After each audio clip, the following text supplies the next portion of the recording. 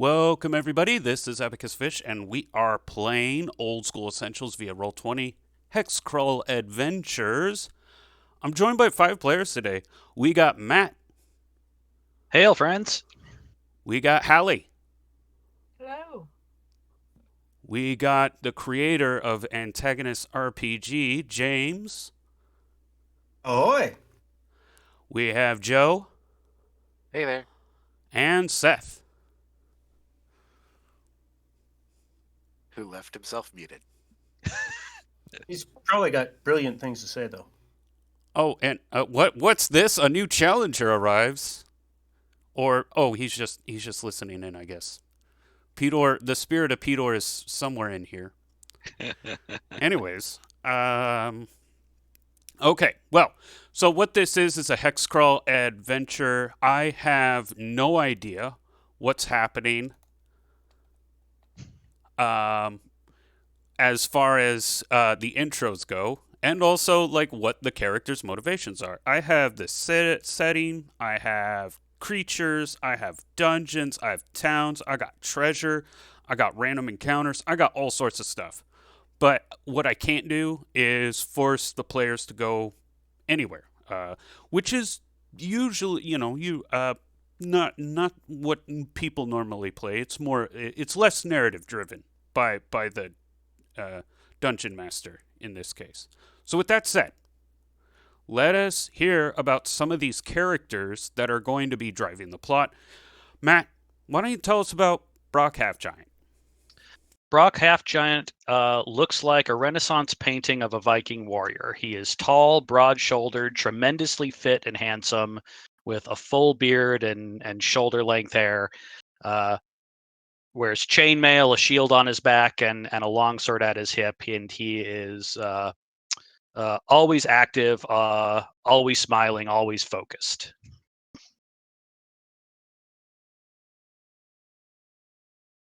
Okay. And Hallie, why don't you tell us about Ficus Bearwallow? Ficus he's a dirty, wiry, muscular halfling with a crazed look in his big green eyes. He's got a round, ruddy face, curly brown hair and beard, going prematurely gray, and he has a big hairy mole on his face. He has a pet squirrel named Tomas. It's usually hanging out in the pocket of his overalls or tucked in his shirt. And he talks to himself. Okay. And James, why don't you tell us about Guilford the Grand Half Giant? Well, if you'd listen to him talk, he is one of the greatest heroes this world has ever known. He has led victorious crusades against such monstrosities as the Kraken and hordes of undead. But if you were to look at him, one might be a little skeptical. He's a tall, spindly man with black hair and kind of in early 30s, maybe late 20s. Just does not look quite as physically impressive as he makes himself out to be. He is known to be a bit of a braggart and storyteller, but he, until recently, hasn't actually been doing much. Was called out on some of the stuff that he said, and he's actually started to go out and do some things. Maybe not what he's saying he's doing, but some things. All right. And Joe, why don't you tell us about Stickbeard Smith? So Stickbeard Smith is about as stereotypical dwarf as you can get. He is stout, thick black beard from working as a blacksmith for his entire life, thick, muscled from all of that work, older, kind of late 30s, early 40s, middle-aged dude, not afraid to get dirty, very task-orientated, get shit done now, make a decision and go, and has had to wrestle with emotions, has had to try and open himself up to these people, and is getting used to meeting a lot of new people. Okay, and last but certainly not least, Seth, Why don't you tell us about Therum? Aram is a very much average dwarf. He's kind of like a young adult for a dwarf. He's the cousin of Goldie Smith, and still is trying to grieve over that. But he's very average, red hair, always wielding his battle axe, and yeah, probably just very average for a dwarf if you just look at him. All right. So, we start our session actually the night of the 1st of Florial. Primity, the 1st of Florial. Year 7932 of Cosgrove. Everyone of importance at this moment gathers around the campfire. The children are kind of pushed away.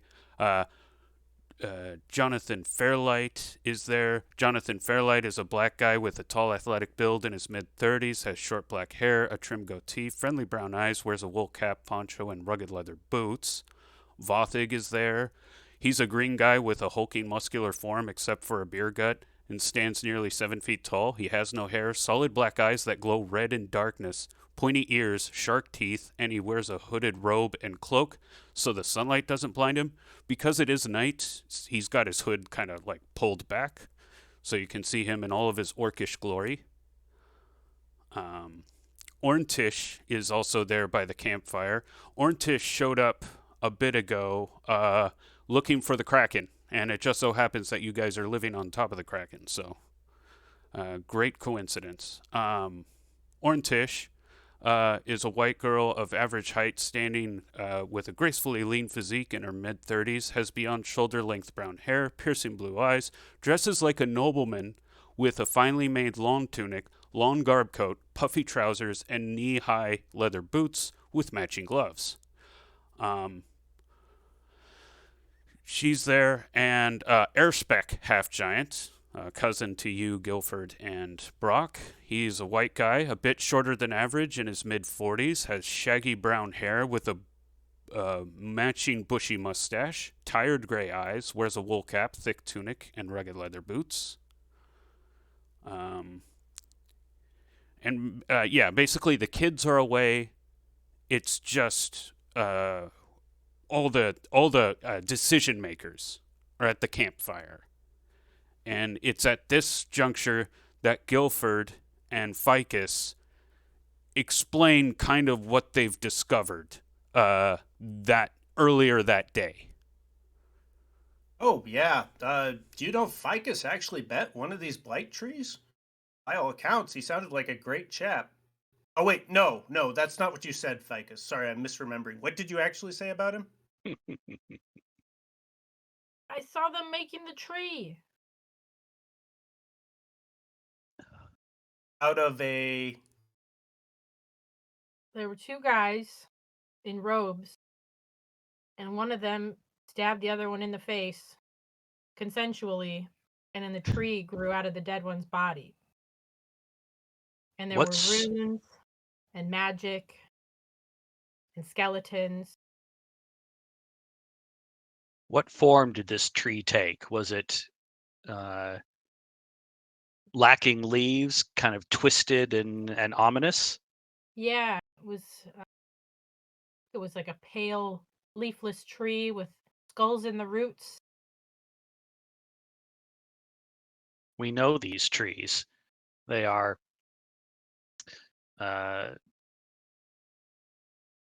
centers of evil. It's where the skeletons we fought before were coming from.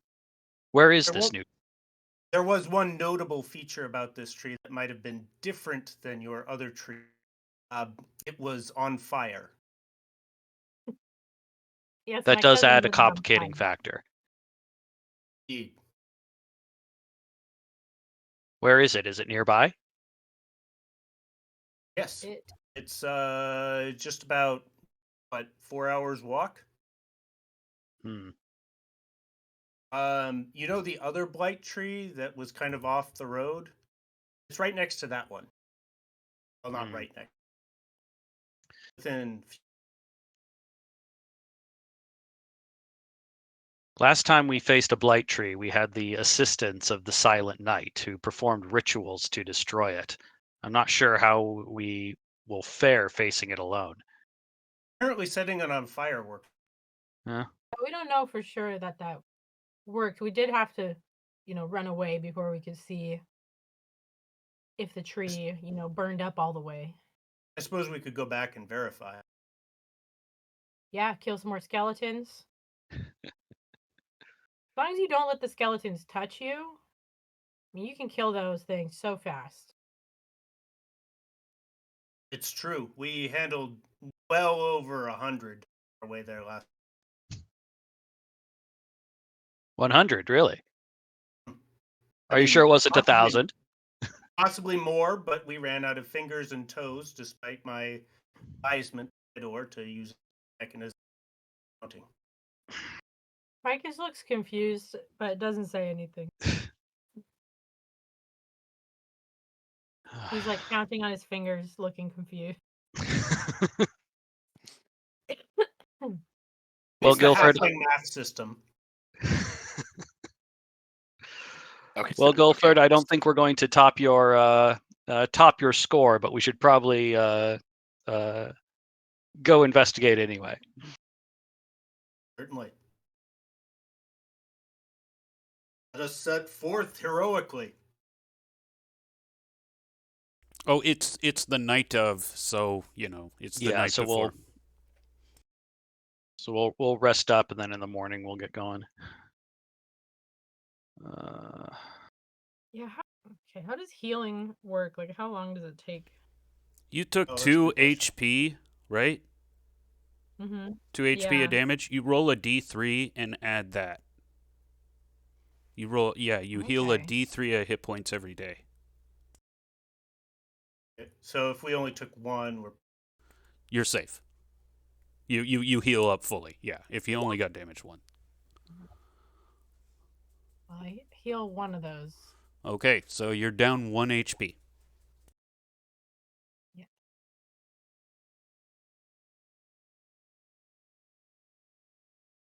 Unlike Does anybody in the party use shields?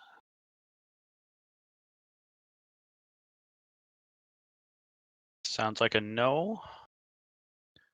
out the dwarf. no, they're so average. They both use battle axes. Both use battle Yeah. axe. Well, yeah, I got a sling too, but I don't tend to carry around it. All right. Maybe Well, I could use a shield. I don't know. Wait, are battle axes two-handed? I thought they were one-handed. yeah, there too. Okay.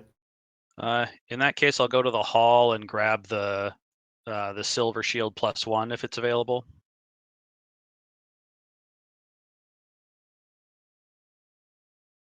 Do it. Because I will probably be in the front line on this one. Yeah, I'm gonna grab the Gambison. Assuming there aren't any other rogues here. The what? I don't Yes. know how to pronounce Gambison, but Oh, it is Gambison. spelled that way. Thank you. And your mic twitched when you said it, so. Yeah. But Oh yeah, gotcha.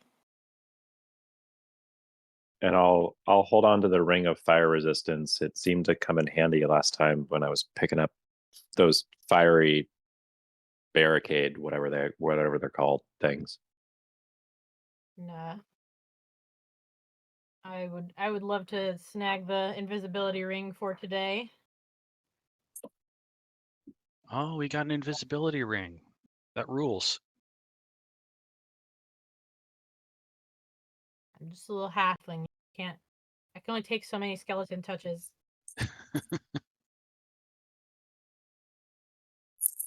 All right, and also remember these are skeletons, so if you bashing weapons are the way to go. Last time we were allowed to kind of just pick clubs off the ground. Is that still the case, Game Master? Yeah. Okay. If the merchant is around, I would like to buy. He's at the campfire. He's like, yeah, you guys need to load up on stuff. Yeah, what's a better bashing weapon? Let's. Oh, Hmm. I think mace is pretty top of the line. He doesn't. So he doesn't have weapons, but he has adventuring gear, oh okay. Hmm. Well, except for rations. He doesn't sell those. I suppose. Wait. Could she use a crowbar as a weapon?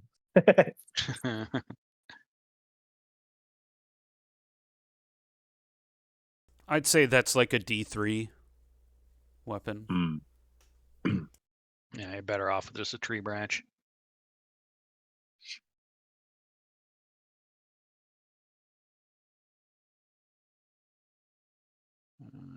Okay.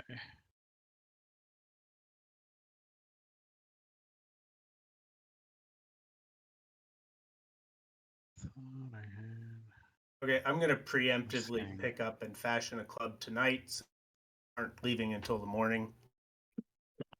Yeah, same. Um, And if we got our magic gear distributed, I think we're good to go. So yeah, Orntish pipes up. The Silent Night is not going to be of any use to anyone. She has been part of privy to all these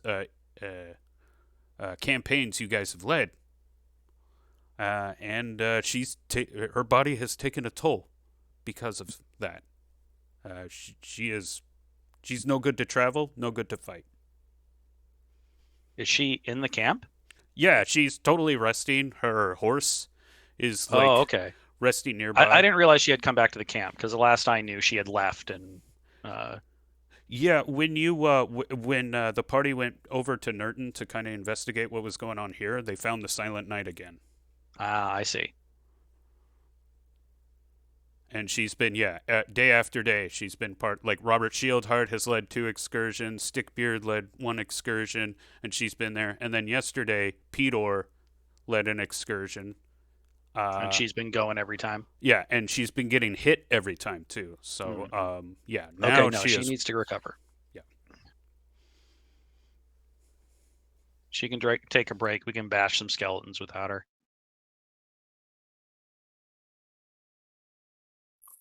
Okay. We should like bring her some skeleton like teeth or jawbone. We can have like a cool necklace or something.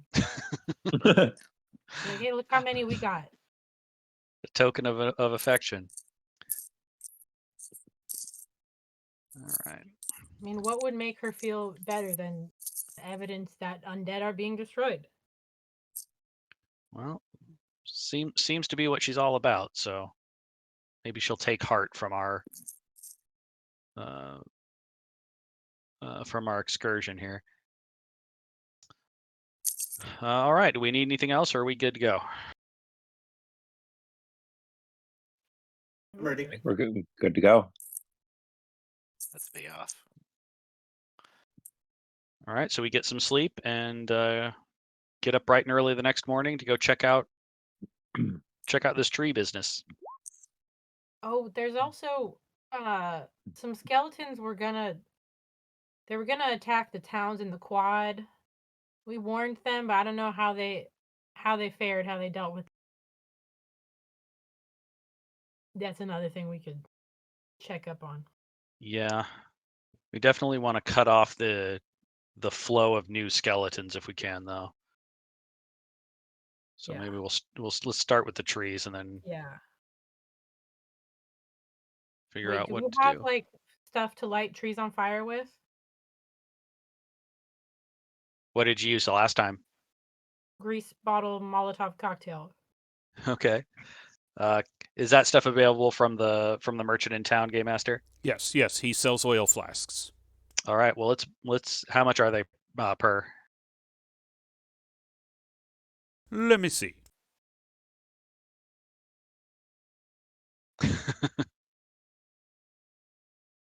We're pretty loaded right now, huh? Oh, two gold per flask. It looks like. Yep, 2 gold per flask. We'll tell you what. Why don't we spend 10 gold to give a flask to everybody? Yeah. And if that doesn't do it, then we'll have to like retreat and come up with a better plan.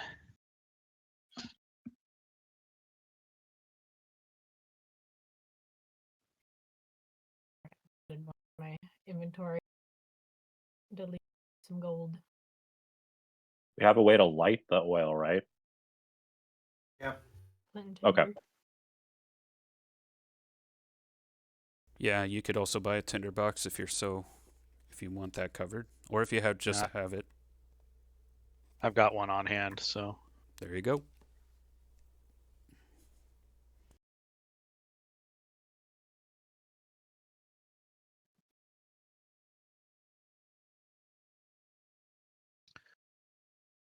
okay. So And where are we on this map?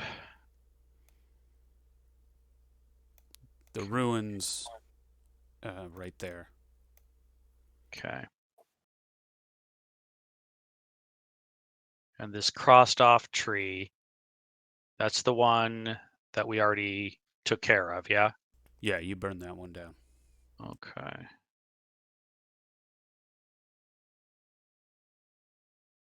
So where? Okay, so let's see. I remember. I think the new tree was there. Yep. It was Oh, I see. immediately north of this tree here.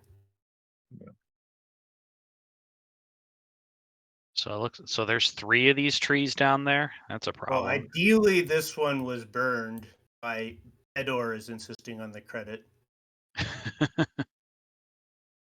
All right. Yeah. Okay. If it wasn't burned, then Pedor's to blame. So I don't know if skeletons are smart enough to put out a fire. And Game Master, these trees are these so big that they couldn't be chopped down with axes? Touching the trees is bad. In what way? It turns you undead. Okay. No touching, only burning.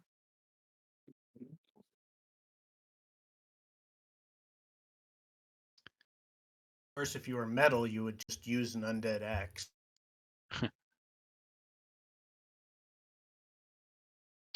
All right. Well, let's head that direction then. Okay, so you would be approaching this red marker here. That is the first front. Orntish asks if she can come along. And what is Orntish's class? She's a mage. Yeah. I think that's a good idea. Having somebody magic along might be handy. Tomas likes her, so she's good in my book. Tomas being the squirrel. Yes. Good judge of character. Okay, I will ready the barricade. Yeah, so this is a crawling through vent loading screen.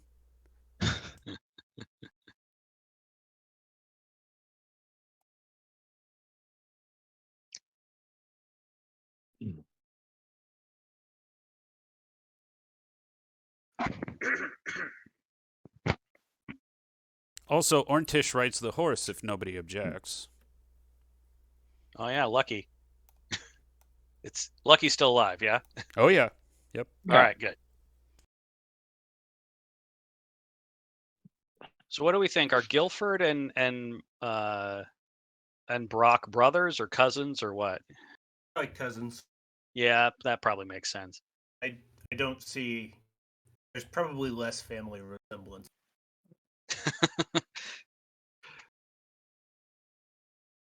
I think that Brock likes Guilford quite a bit though, despite their differences. Like I don't think he ever like gets mad at the stories. He just kind of likes them.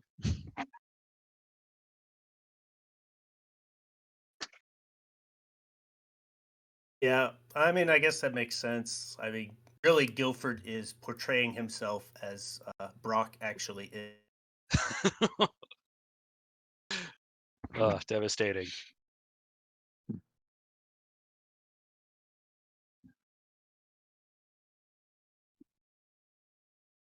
Ooh, spooky. So as you approach the barricade, there's a banner like hung up high. The heralds is it is a green base with a black trim depicting tulips waving around the hilt of a sword.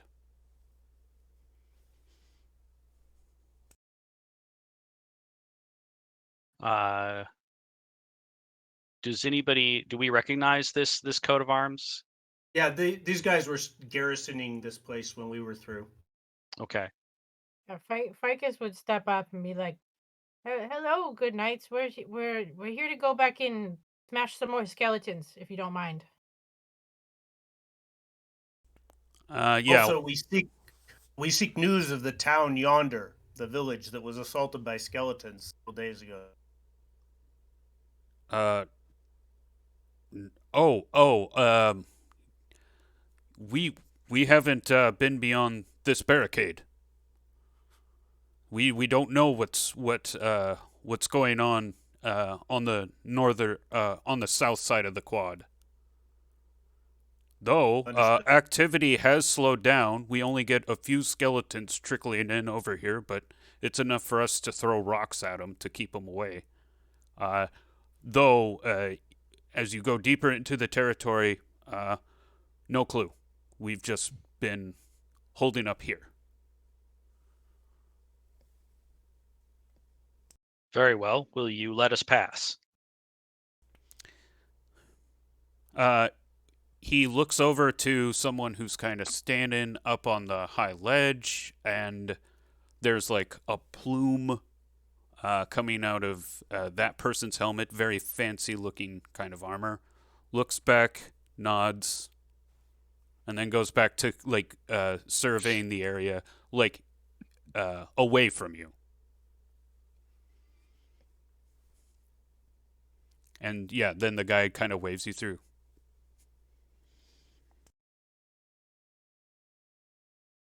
Oh, Good to well. see you're well again. Glad you've been doing your job so effectively. In a single skeleton past here.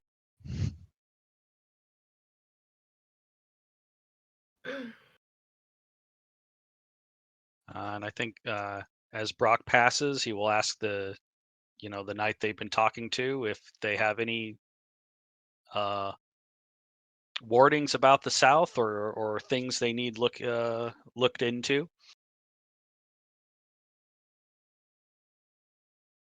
Um, if you wanted to help us, just half a mile down the road are some ruins of an old wall system. If you were to watch the area, perhaps we can set up a advanced base camp there and have ourselves a corridor. Of course, we'll check it as we go by.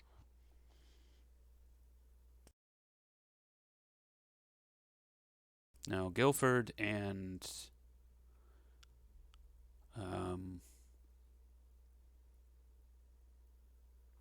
Ficus have actually know what that soldier is talking about. Oh, yeah, the wall where Yep. we there were some skeletons there, but we smashed them up. I mean, there could be more by now, but it was cleared yesterday.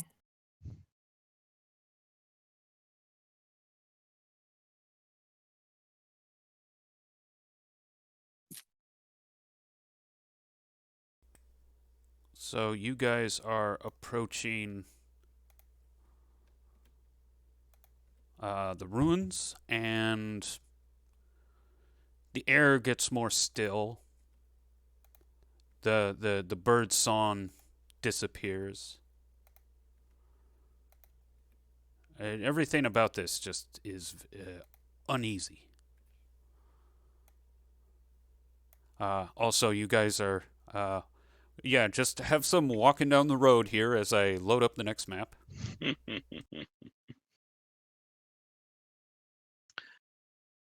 Well, I think so Brock's emotional state has been, he's still carrying Goldie's death pretty personally because he feels responsible, but he's been pouring that guilt into kind of like wanting to improve the conditions of the community. So I think he's really excited that, we've moved into these ruins, we've kind of gotten everybody out of the rain. So he's probably talking the whole time about all the improvements to the ruins that he wants to make to kind of make them safer and more thriving. So he's probably like rather animated this whole trek. Ficus would try and convince you that the way to make any area safer is to introduce squirrels and bolster, make sure the squirrels are happy. Happy squirrel, happy world. Is this halfling wisdom? I learned secrets about the world that even other halflings don't know. Well, He I do hands not you- know he how hands to you- import squirrels, but He hands you a squirrel out of his shirt. He's like, look into his eyes.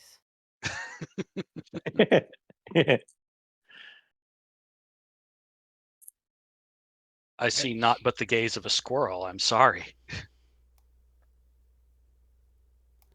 Next full moon, I'll show you. We just need to find some mushrooms first. Oh. Well, in the meantime, we will take more grounded measures to improve our condition. Everybody make a hear noise check. Mm.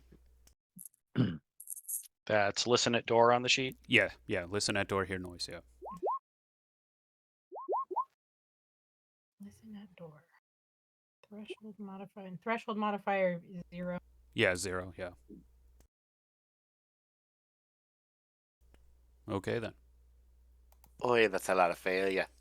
Wow. Yeah, it's OSE, so these kind of things are pretty low. Right. Sound. Oh, Guilford hasn't rolled yet. Pickpocket. Hear noise. Wow. Okay. Waited for nothing. So you guys are walking down the road when none of you immediately hear. However, you eventually hear a bunch of shifting of earth as you're just walking down the road. Do we see? So you guys are walking west to east, and you guys are about there. When you notice from the north, there is a huge shifting. Run. Right. And do we have a opportunity to act? Is that what you're prompting us? Yeah, this is the encounter. So from the dirt, the mound of dirt, these figures just start shuffling in, and those who know what these are the skeletons that have these spectral runes, like glowing, carved in their bones. And their eyes kind of glow, as opposed to the other skeletons that hop out of here. Yeah. If I can find that token. Hold on. Too many tokens. Okay, well, either they're angry that we burned down their tree, or they're just more numerous because we didn't burn down their tree. One of those two things should be true. Sounds like we should burn down their tree. Or maybe this is like a mass grave that got a little too spicy. Weren't we here already? Yes, you guys are kind of a little bit beyond the ruins wall. You guys pass by it. Nothing's really happening. You go just a little bit beyond the wall, and then that's when this occurs while you guys are walking on the road. Yeah, I think these guys traveled here from elsewhere. Well, we can solve the mystery once they're bone splinters on the ground. Roll an ish. One of you, that is. Why don't we start with Stickbeard? Oh, cool. That was running for my mute button. Nice. Yeah. You go first. All right, the terrain here isn't great. It's kind of just wide open, and they outnumber us. Climb a tree. Yeah, we could also. That's this selector. Where's my ruler? Start going for the. Okay. I think. All right, because these are 5-foot hexes. Yeah. Yes. And we had. Let's see. Brock's got a movement of 25, I think. 30? Well, he's wearing heavy armor. Oh. Yeah, chainmail. Oh, if he's heavy armor, then it's 20. 20. Okay. I'm gonna Well, sling on, this on my guy. sheet it says 40, so. Oh, that's probably because you're using advanced encumbrance rules. Like, how many coins are you carrying? An amount. And Probably not the appropriately calculated amount. So, well, I'm gonna say We can compromise on 30. 30. Okay, because I'm thinking that if we but then that leaves our wizard in a clutch. Because I'm thinking that we need to move everybody to one side, one flank, to kind of force them to come to us.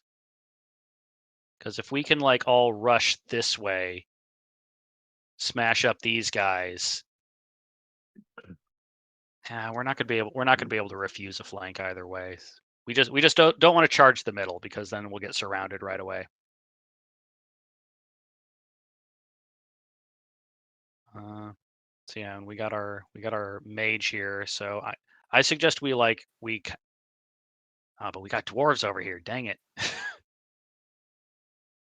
I would like to climb in a tree, and I can provide some ranged, some cover fire with my sling. It's probably a good idea. It looks Wilford has yeah. not waited for advice and slinged this one. Okay. Did you That's include? actually a 12. Oh, it's actually a 12. Okay, then that's a hit, and that's a destroy. That was with a sling, yeah. Yep. dang. All right, well, Stickbeard, Therum, you guys want to just rush this side? Yeah, I guess we gotta pick a side. Yeah, so let's Sounds good to me. the death of this here skeleton actually like simplifies our lives a little bit. So thank you, Guilford. And then I forget our buddy mage's name. Orntish. So I'm going to shout that she needs to back up as much as possible, so she doesn't get swarmed by skeletons. I think Brock is. Then she will She's actually ride. pretty good at running away. Oh yeah, she's on a horse. Yeah, she rides the horse to about there. I'm gonna move myself to this. I assume this is a tree. And then I'm gonna go here. Bang my club on my shield the whole time. And try to take out this skeleton here. All right.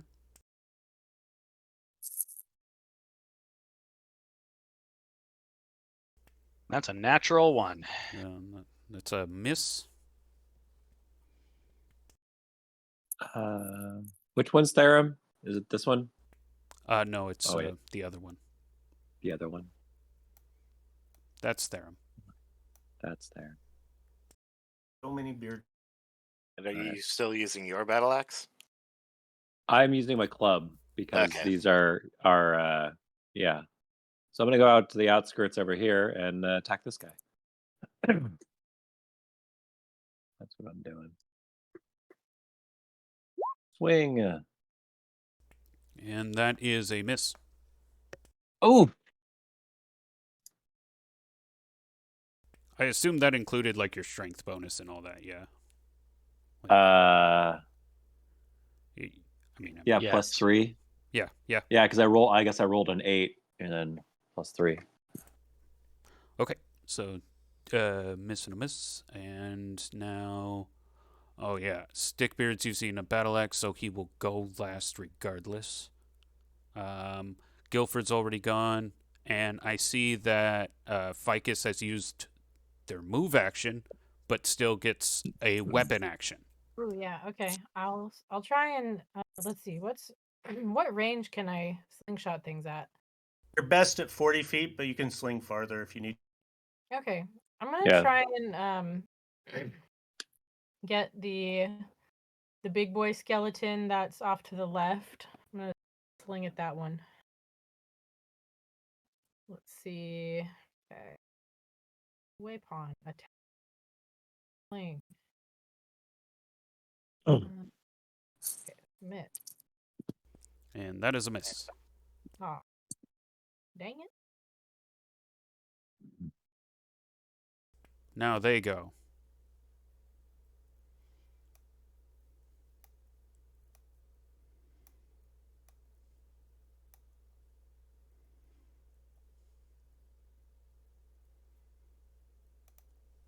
Measuring.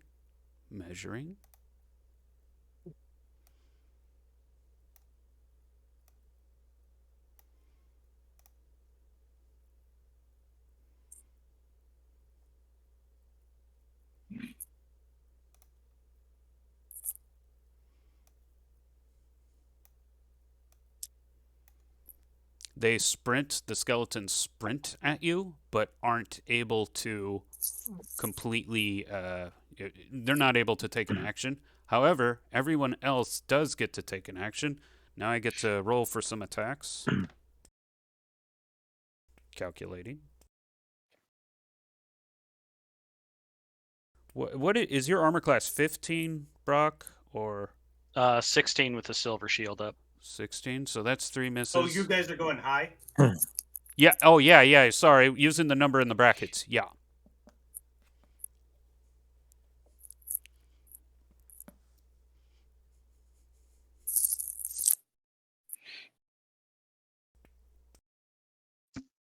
And your armor class, Therum, is what, like 12? Yes. Okay, so you get hit once Oh, oof. for 2 damage. Eh. One of their rusty short swords nicks you. That's gonna need a tetanus shot.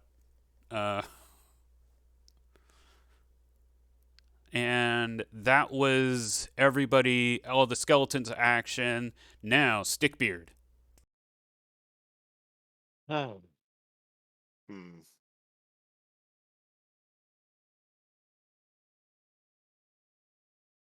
If you don't mind, I'm thinking that I'll go for this group since 3 of them ganged up on you, as opposed to 2 in the others.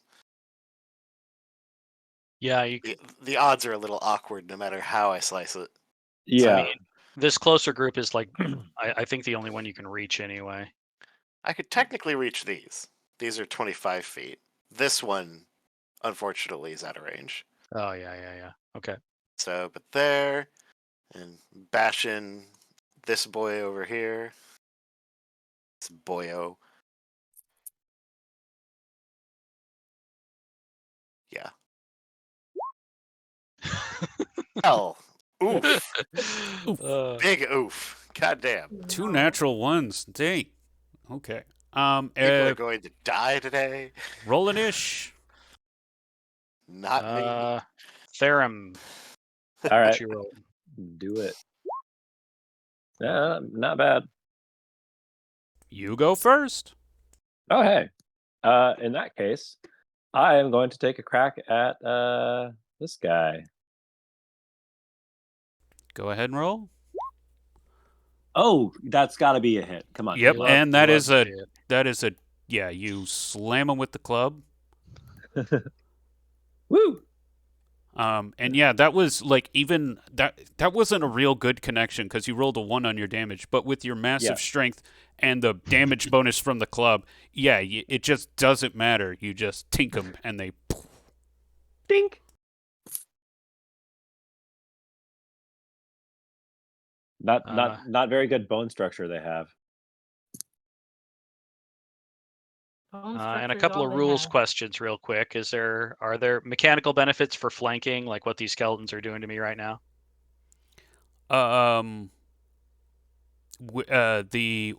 This skeleton here hits you at 14 AC as opposed to 16 because that's not your shield.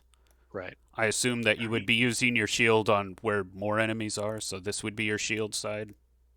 Right. And that's pretty much it. And if I move from this spot, do they get attacks on me? Yes, unless you spend your attack action to not move. to not get the opportunity of attack. All right. Well, I think I'm just going to attack this regular skeleton. Okay. And away we go. Well, it's not too Okay. not too great. A natural one. Yeah. Yeah, I rolled that's my second natural 1 in a row. All right, well that's me. I'm gonna sling this one. Can Okay. you move after you attack? Yes, you Do you have can. to move? If you're not in melee, yes, you can. I will sling him.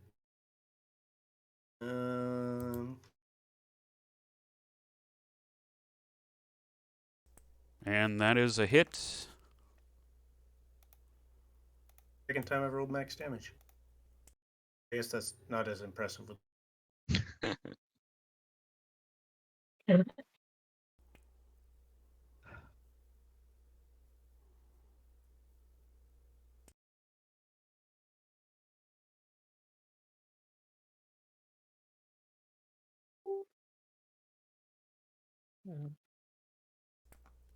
Okay, and that leaves Ficus. All right. So this skeleton that's right under me, since I'm up in the tree, am I still in melee range of it, or am I in like ranged attack kind of situation?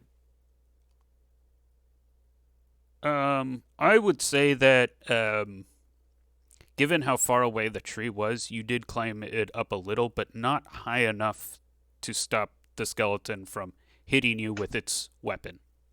Okay. So yes, it can still make an attack.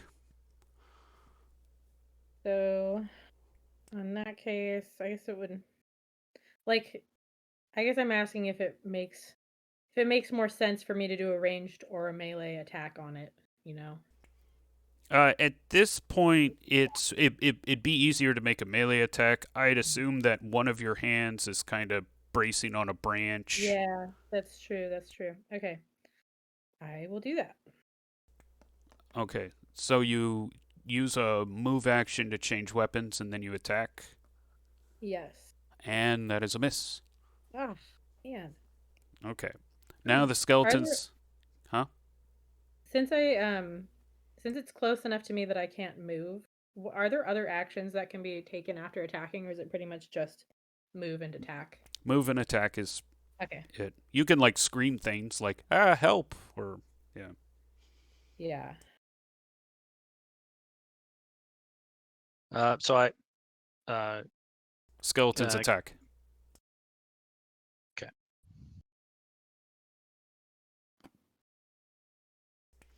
And again, Brock, 3 misses on you. And Therum. Miss on you. Yes.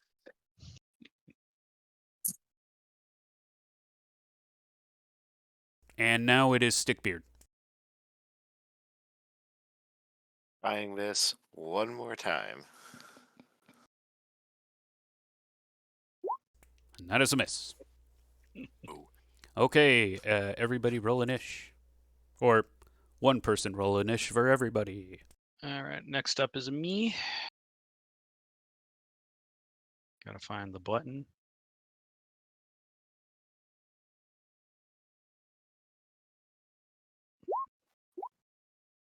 Nice. You go first. All right, I'm gonna attack the skeleton again. Okay.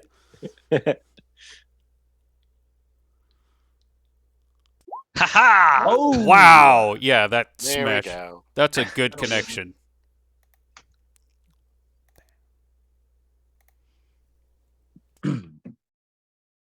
Reduce that guy to bone dust and blow it away on the breeze.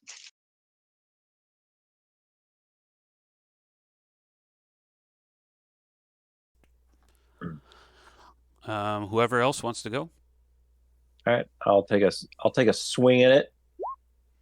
Oh, well, that guy is taking a smash, I guess. How did I roll 20? Oh, it's because of my. So I got okay. Yeah, you got a +3. Yeah. Alright, I'm gonna hand axe again. Okay.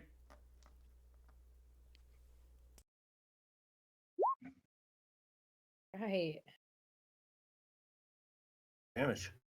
Better. Even with the damage penalty, you still sink the axe blade into the skeleton structure, and it just cleaves it apart. Nice. And then I'll get down out of the tree since I'm all the skeletons are occupied. Okay. You like oops. I hit this guy with my sling. You damage him, but he is still standing.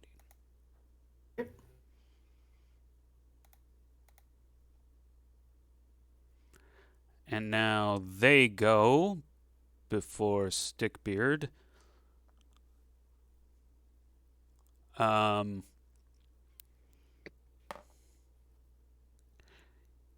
This one tries and fails to disengage with you, Brock. So, this one here on your flanking side, it almost tries to leave, but you kind of like close it in, position yourself. While that's happening, the other skeleton takes an opportunity to attack your non-shield side. Aha. And also misses.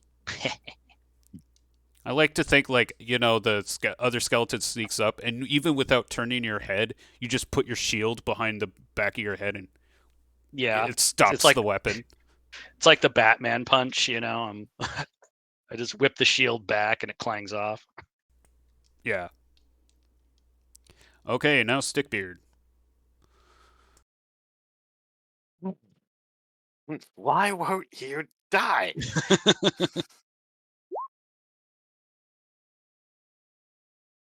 And that is a miss. Jeez, what is this?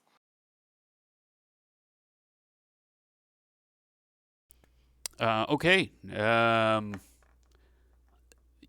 You can kind of tell at this point that both skeletons are trying to get away. And roll an ish. Guilford, show us how grand you are. Alrighty. Where is the initiative on this thing? I looked in the combat section. On the combat tab on the far right, there's a tab that says init. Oh my gosh. You guys go first. Yeah. I thought this is the Oh my time. gosh. The skeletons get the initiative here. Nope. Let's see. Therum, you want to jog over here and see if you can finish off this skeleton? Oh yeah, that one. All right, just good. Hop over this these crushed bones over there and just take a crack at this guy. Anything for hitting him in the back? No, he's not using a shield. Yeah, so Oh, okay. Eh. and that is a miss. Oh. I guess I'll sling the same guy then. Okay.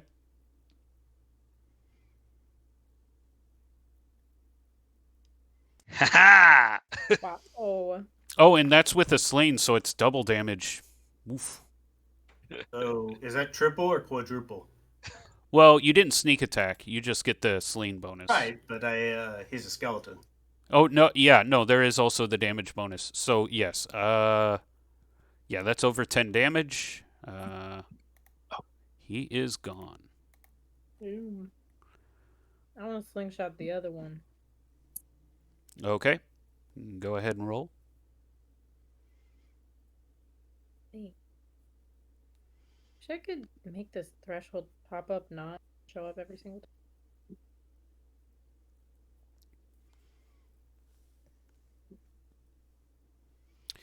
Okay, and you would have gotten a +1 from your range, but that is still not enough to hit. Ah. 14s. Okay. And so this guy tries to disengage with both Brock and Stickbeard. And he is unable to. Is he taking his turn? Yeah. Well, because everybody's... Oh, wait. I didn't go. Oh, I'm sorry. Sorry, Brock. Yeah, sorry. But yeah, I am gonna as this like truly awesome slingshot takes out this skeleton, Brock's gonna laugh and shout out to Guilford over here. What a shot, as grand as they say, and he's gonna wheel on this guy and try to wallop him. Call me never miss Guilford. Yeah, okay. And that's with the club, right? Yep. Okay, yeah, that destroys.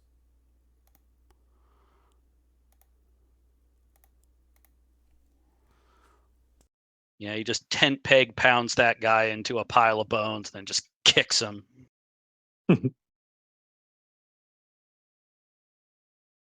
Orntish immediately, like once the combat dies down, starts riding over, dismounts from Lucky, hands you the reins, Stickbeard, and immediately starts looking at the bones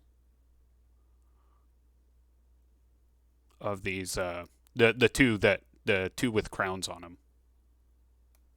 Secrets to the bones hold, Orntish. She holds one of like a femur out and shows you, and you recognize those runes as what was written on the ground that was glowing shortly before the tree grew. And she's like, do these look familiar? Yeah, those look like the runes that they used to create the trees.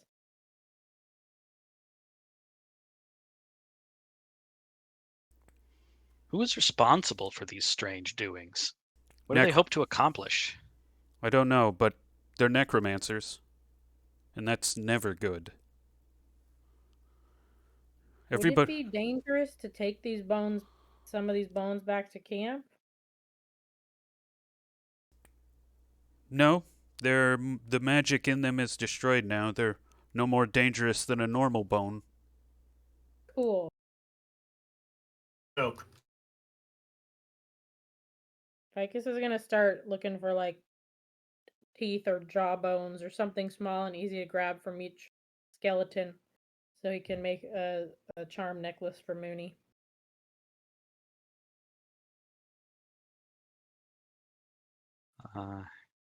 And Brock would like to step north to check out the earth that these skeletons kind of crawled out of. Sure.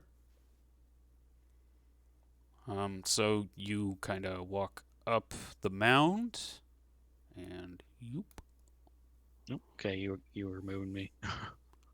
Oh, yeah, I was moving you. Okay. There. Oh, there it is. Boom. So among the dirt and stuff, you notice that there are a lot of what appear to be soldiers buried amongst here, like half buried. Animals have gotten to them, but like it's also like a lot of holes in the earth around here. Hmm. Does this look like some sort of mass grave or something? Maybe a dumping spot after a battle or something like that? Something like that. Months old. Hmm. How'd the necromancers like get in there to carve runes on these special skeletons? Or maybe the special skeletons wake up the non-special skeletons. Maybe they like go around and wake up dead bodies. Either case, it seems like these skeletons, Orntish, holding one of the bones with the runes, seem more lucid than the other ones. Did you notice how both of them were trying to disengage and retreat? The other skeletons wouldn't have done that. I've never known haggard undead to have a survival instinct. Orntish, are the runes carved by hand? No, they seem to be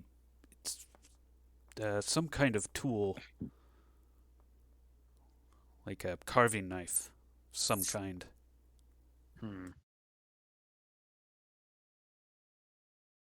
Well, it probably means that the runed skeletons are not from this plot. Vicus, I think you may be onto something.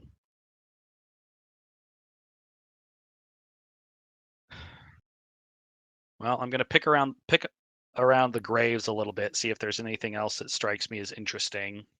If any of this equipment is salvageable, we'll take it along, but otherwise we should probably move on. There's nothing to pick up. However, as you look around the ruins, there is a clearing with a circle of runes kind of in the clearing near the center of like this mass grave. Is it just glowing light, or are they carved into something, or what? Oh, it carved into the earth. You kind of like notice it on the ground, like carved deeply into the hard earth. Well, I'll call over Orntish and get her opinion. Her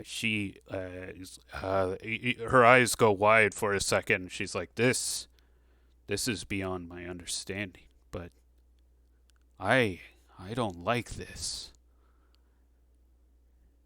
This isn't just some dabbler.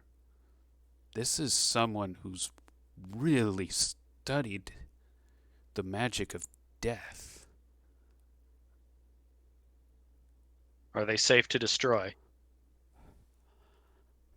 Yes, I think we should. She gets a shovel off of Lucky and starts walking towards the ruins. Brock will grab a tool and lament that he would rather be farming than digging up necromancer runes, but work is work.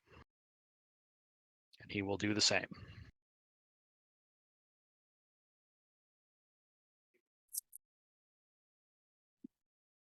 I don't have any digging tools, but you can just kind of, dance about on the runes and try and rub them away with my butt. Halfling wisdom.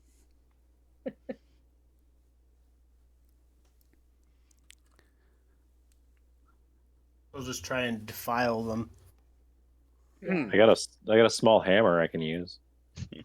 Okay. Well, yeah, Maybe. right. You guys make short work of the runes, though. There's still the air is still still. The bird songs not present.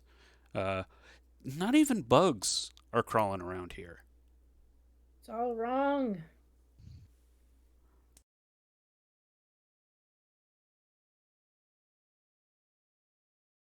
Hmm.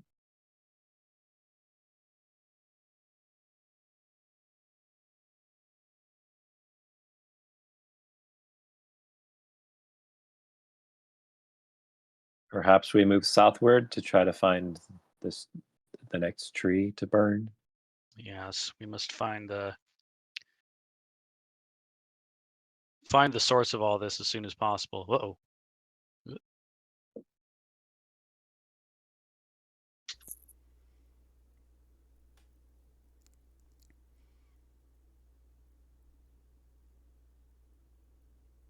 Must find the source of this evil as soon as possible. So you guys look going back to the map here. Just Mhm. a quick. Are we going to go to the potentially burned blight tree? Yeah, let's see how effective that was. So you guys have moved beyond the runes. It would seem that a corridor is likely. However, the people at the barricade wouldn't know that, right? Only you guys know that because you've walked through it. Whatever threat was there, you guys just kind of took care of. But to We can this, tell them on our. Sorry, go ahead. so to the south, that's where the blight tree is. That was being created. There's also this front over here. This is kind of what Ficus was talking about earlier. Undead were kind of crawling up northward, but they were crawling through a marshy field that somebody had broken the flood. Someone or someone, multiple people, broke the floodgates to flood out the road, which has seemed to slow the undead down, but they're still slowly making their way north.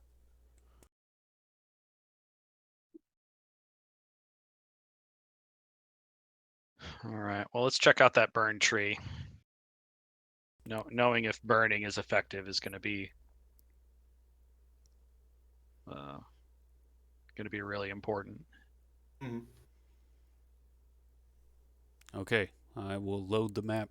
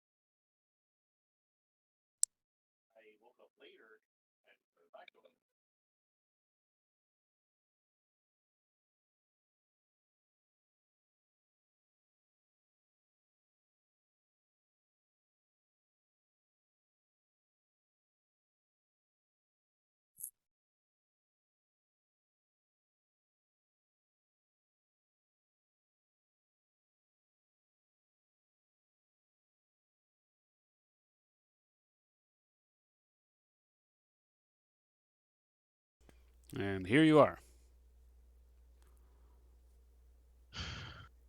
All right. And that water there is just a small kind of puddle. It's very mucky water, about ankle deep. So it does count as two movements. But it's not like a raging river. It's just a trench. Okay. The tree should be on the island there in the center of the sea, Okay. And beyond can the we? raging river.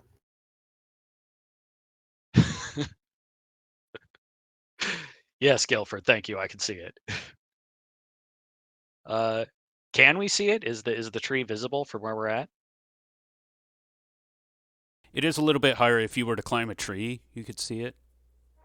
But as it is now, it's kind of like you're looking up about 10 feet.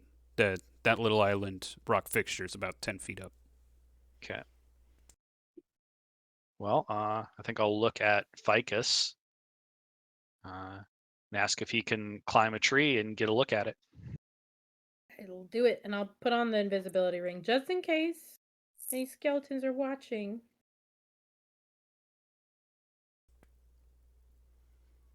Clamber up the tree. Okay, I'm just gonna move you over here. You're not necessarily there. You're up on a tree over by where they are, but you can see on that island. Part of the tree is burned down. And it's like got black soot all over it. However, you can see that the fire didn't fully like destroy it. It's still clinging to life. Oh, but it did damage it. Yeah, but not as much. Like, you light up a tree with oil, it usually like goes out completely, unless it's like some kind of special tree, like this one. Yeah. But conceivably more fire and more oil could take it out. When I'm up in the tree, do I see anything else in the surrounding area that catches my eye? Other than the still quietness, you don't see anything within the immediate area. Those skeletons off to the side aren't here. Let me just get them more off to the side there. Yeah. There. All right. Well,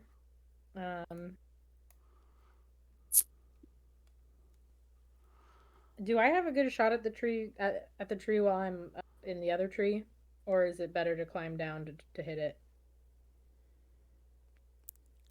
If you could, you'd be closer if you were. Well, yeah. Actually, you being above it would kind of extend the reach of your throw a little bit. So yeah. Okay. I'd say I'm you just could. gonna go ahead and fling a Molotov while I'm up here. I'll shout down to everyone that I'm doing that. Let's see, and then what do I roll? That's an attack roll. Attack roll. Okay. Yeah.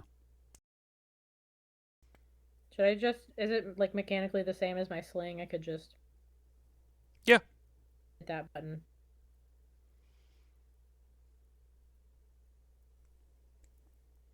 Well, I definitely hit it. You throw the fire or the oil flask onto it, Molotov cocktail style, and it starts burning up again.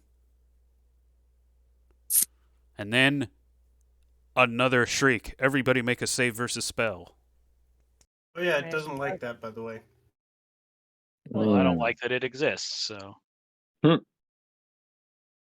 guess we're at an impasse. Oof.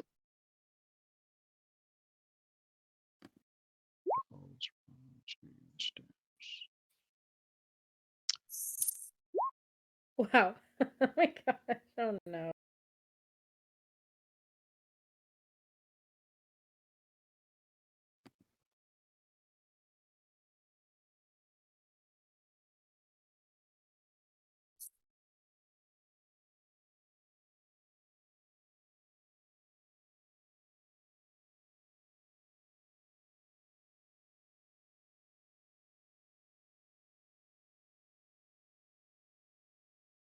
Is that everybody? Stickbeard?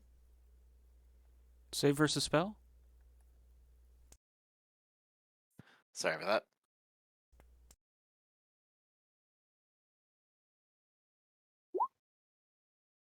All right. Meh. So as soon as you throw the Molotov cocktail onto it, Ficus, the scream it really disorients you, and you are clinging to a branch, so you're not falling out of the tree, but you just can't really do anything but cover your ears. And as black ichor starts draining out, take a point of damage. And that's the case for you as well, Guilford. Only you're kind of on the ground floor, and Therum as well. You kind of, both of you kind of fall to your knees and like clench your eyes, and it's just, yeah, it really hurts to hear. And yeah, black ichor leaking out of your ears. As you Oh, we take a point of damage too. and a point of damage. Yep. Oof.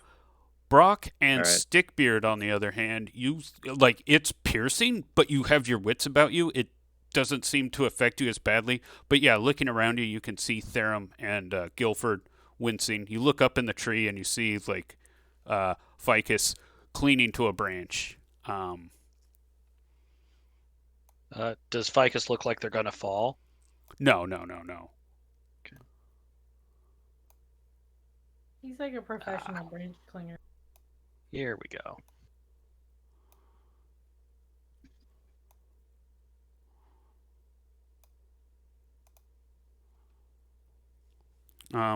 Yeah, so only Stickbeard and Brock can act in this round, and then we will roll initiative later. But these figures move on to the screen. You do see one of them is a hooded figure, and he scans the area, sees that the tree is burning, but then looks over to the side as Guilford and Therum are writhing on the ground screaming. And he sees you in the distance, and he points, and all the skeletons look right at you. All right. And Brock and Stickbeard get a turn. Yes.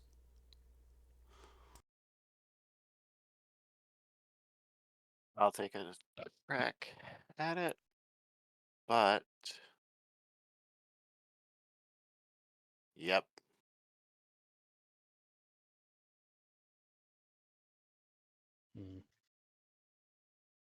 You said we get a turn, but are you done with the other guys? I saw them moving.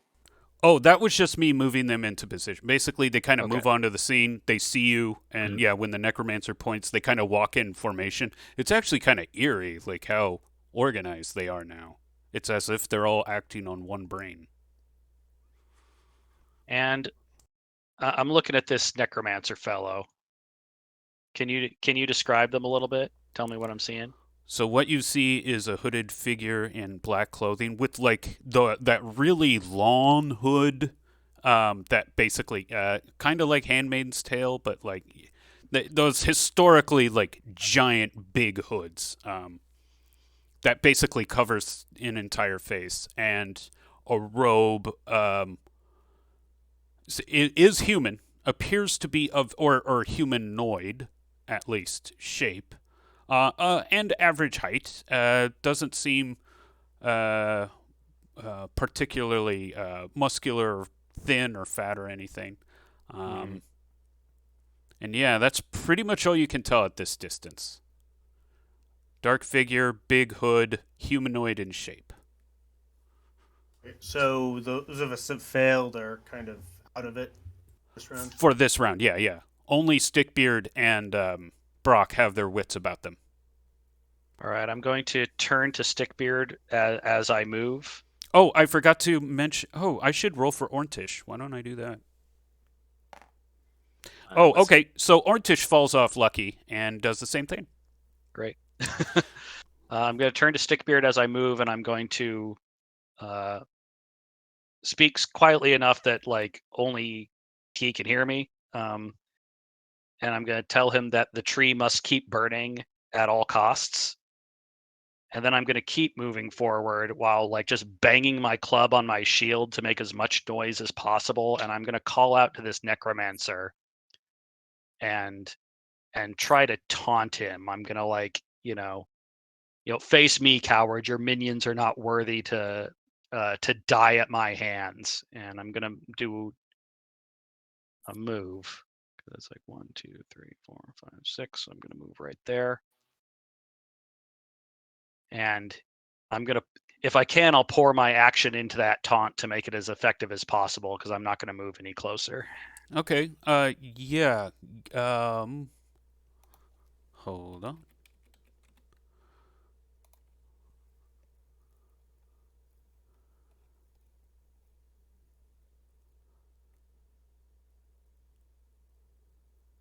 Okay, so yeah, roll a 2d6 and add your NPC reaction modifier. Okay. That's a new one. Where the hell is that on the sheet? Yeah, I'm a Hexcrawl player handout. I'm just gonna use my rules for Warcry on that. okay, so that's +1. So if I remember how to, think that's how you do it. Yeah. Okay. The necromancer kind of like lifts his hood so you can see his eyes. Uh, he's got he's a white guy and he's got blue eyes, is what you can see. But he gives you a sneer. Yeah, you can actually see him like, he's no longer like so stoic. His figure isn't so stoic anymore. And he just he makes like a, kind of a sneer. And as he does that, the skeletons kind of go nuts. All of their eyes glow red and they all just pounce on you. Or actually, no, that's what they're going to do next turn. Sorry, they already Yeah. moved. Right. But yeah, he like, yeah, you can see you've kind of broke him, and now the skeletons are like increasingly agitated. All right, I've drawn the aggro. Gonna look back at them. There they are. There's the eyes of a dead man. All right, well, that's my turn. Stickbeard. At least try not to get yourself completely surrounded. And then like what was that? That was some bizarre distraction. And I look at the necromancer and I go, yeah, and they're ugly. Insanely ugly.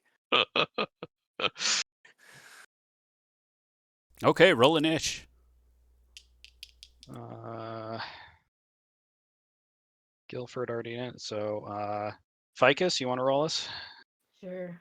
What is it? Is it a D6? Yep, and you're a halfling, so it's +1, and then your dex is 17, so it's +1 again. Okay. All right, rolled a 3, so that's a 5 total.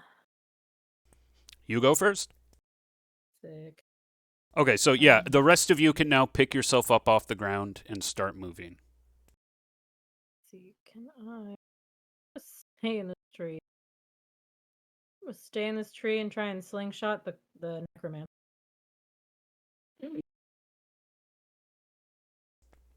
Okay. That wasn't great. That is a miss. And then after I do that, I'll kind of shuffle around in the tree so I'm partially shielded by the trunk and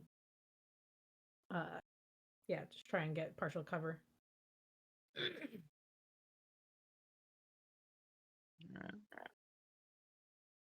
I'm gonna move up, start swinging.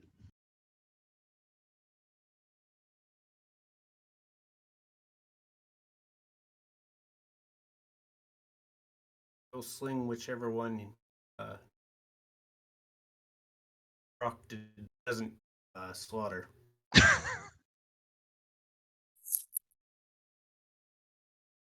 No. That is a miss. Guilford almost never missed the grand.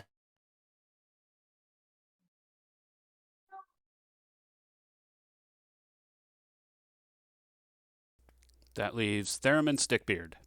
Or wait, no, just Therum. All right. I Oh, yeah, I can make it up there.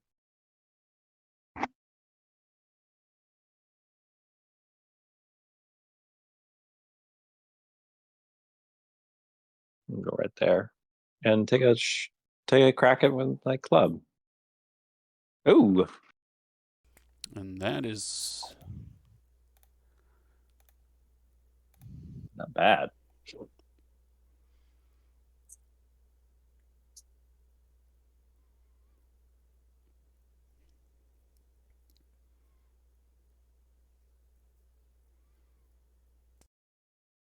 okay. Now they get to go.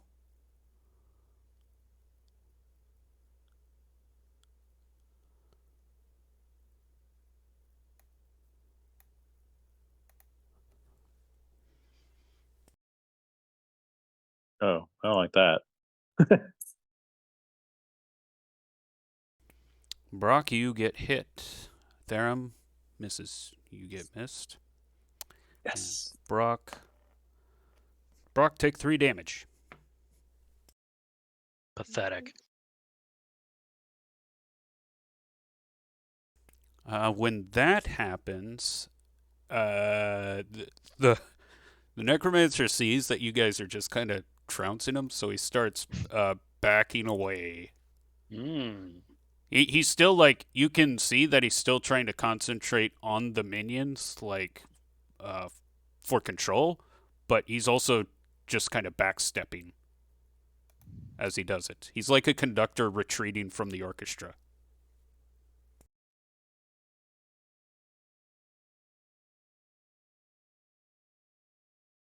And now Stickbeard.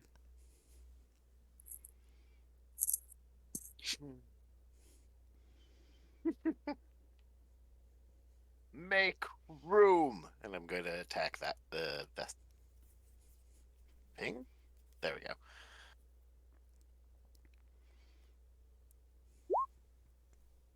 That is a miss.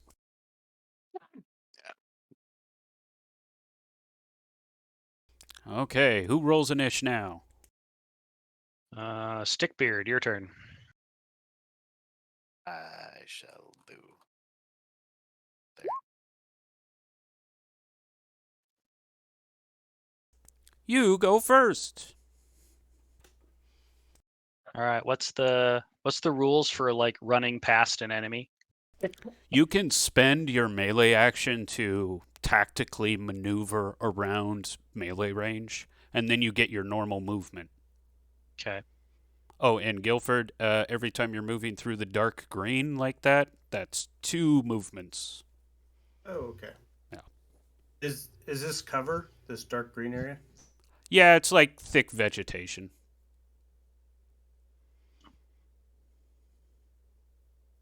Oh, he is in an inconvenient spot then. Here instead. And wait up on running through that guy. Ah. First. Maybe. Okay. No, I will not. No. If I send a rock past your head. Quick, use my rock. Thanks, Guilford. All right, turn to the dwarves and tell them to do what they do best, and then I'm going to use my action to tactically disengage from the skeleton. And I am just gonna. Actually, one of the dwarves might be able to kill that skeleton for you too. Stickbeard goes last because of the Right, battle axe. Exactly. And I'm engaged with this guy over here, but with my club. Yeah. So I'm gonna rush down the necromancer here. Okay, yeah, you basically got him within melee range and weapon range, where he's forced to engage with you. That's right. What's the maximum distance for the slingshot? Maximum distance? I think it's like 80 feet, but here, let me check. Another I think penalty. you can do long range at 120, but he's without a penalty. Yeah, you get a -1 penalty at that range. Well, I've been assuming that I'm like in this Oh, in that tree. In Oh, that- oh, oh, yeah. okay. Yeah, here, let me move you over. There. Yeah, the sling's range is 40 feet short, 80 feet medium, 160 feet long.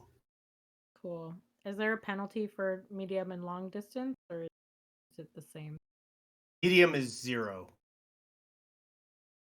Okay. Actually, get a bonus for. Cool. All right. Well, I'm gonna try and sling the necromancer again.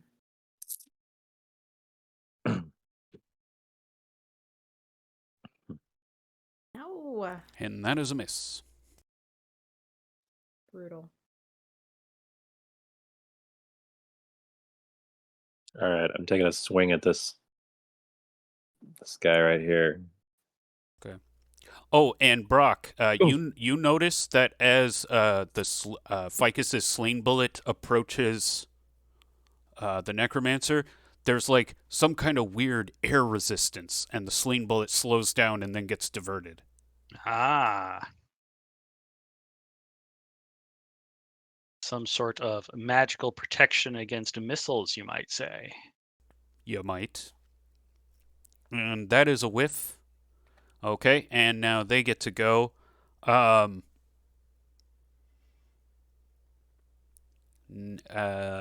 Necromancer produces a knife.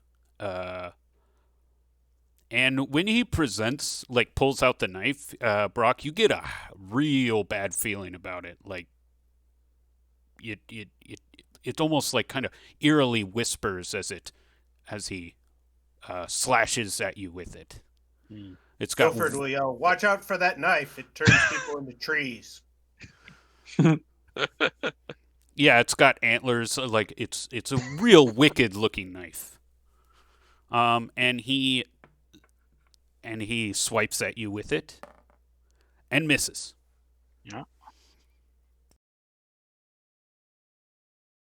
And now the skeletons go. Therum, your AC is 12, yeah? Yes. And Stickbeard, your AC is also 12? No, mine's 14. 14, okay. Well, you are the one who gets hit. So why don't you take 3 damage? Off. And now who wants to roll an ish? Wait, I'm sorry, I missed. Did I take damage? No, you did not. Oh, okay, good. Sorry. All right, Therum, you want to roll us next? All right, let's do it.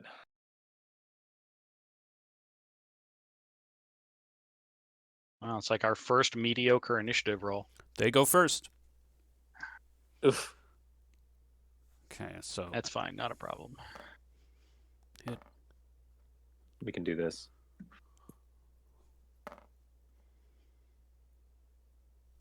okay, Necromancer swings, misses. Basic skeleton swings at Stickbeard, misses. Elite skeleton hits Therum for 2 hit points.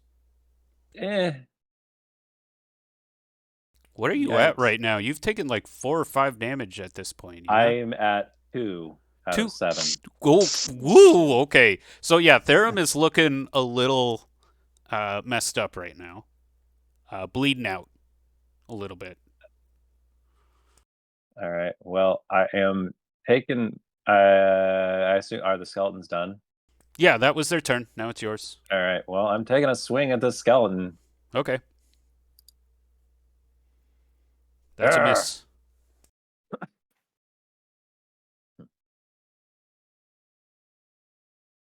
I think I'll save Brock's you. gonna shout over his shoulder that for everybody else to focus on the skeletons,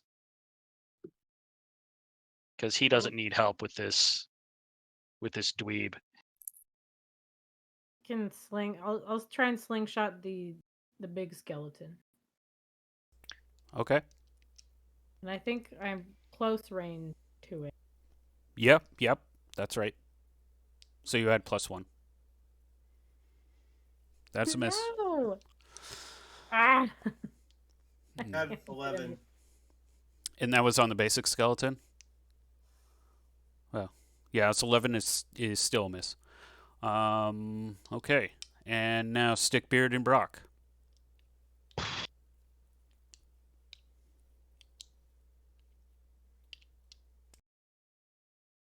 Just try one more time.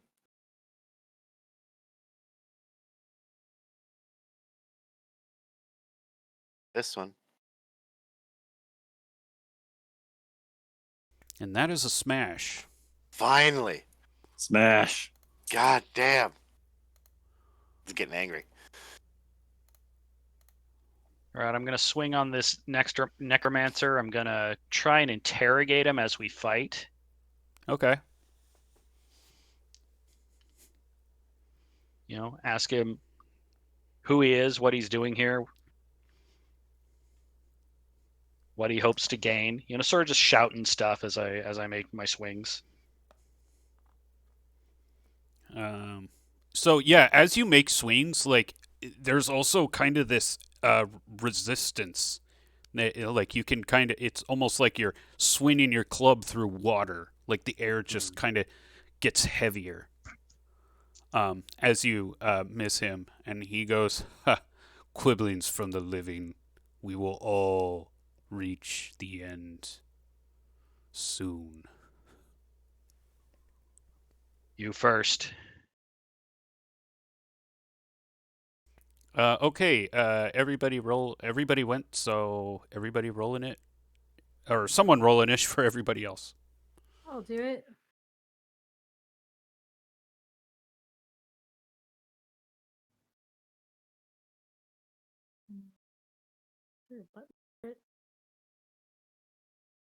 No, it's roll 1d6 and +2. You guys go first. Big. Therum, you might need to back up. I was thinking I was going to say exactly that. I'm going to. So have to use my melee to kind of like escape the combat.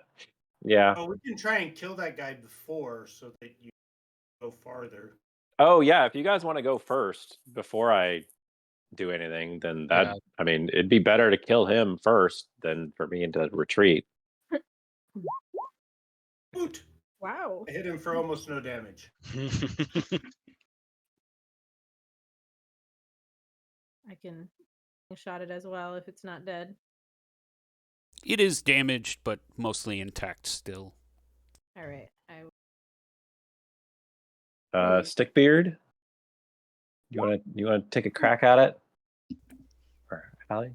I Might be just dead. shot No, it. Ooh. that kills it. Yeah. Yeah, Nice. Dang. Thank you. got him.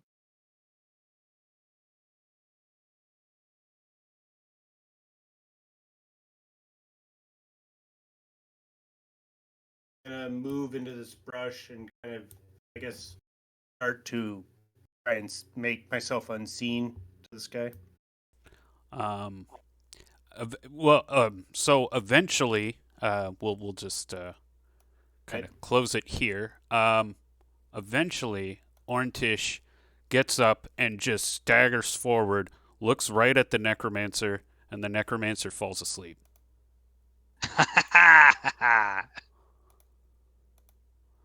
You fell asleep? Nice. Yeah, she Yeah. cast sleep on him. Oh gosh. It was a tiring battle. Yeah. Yeah, Orntish is like she's clutching her head, like she's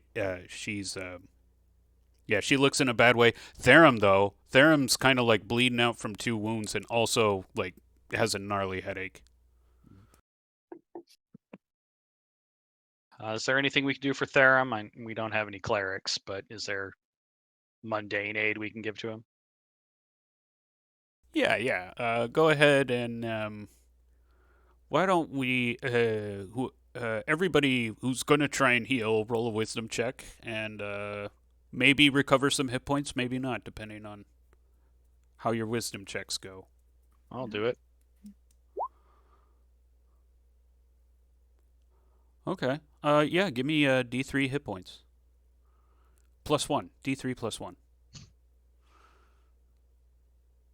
As Ficus with the halfling wisdom and Brock. Okay. 2. 2 hit points, Therum. All right. Oh no, just the one roll. Oh, Well, I'm back up to 4. Woo! I'm not quite dead. All right. Well, we'll clap him on the shoulder. yay. Fight another day, Therum. Let's search this sleeping neck. Okay, is he gonna like wake up if we start rifling through his pockets, or can we search him and? Orntish says he'll be asleep for a minute or two, but he'll All right, eventually wake up. Just bind him up. Yeah, I've got blindfold rope. him. I got rope. Orntish kind of also, like, as you guys are binding him up, she's like looking, kind of like searching his robes, and then pulls out a book.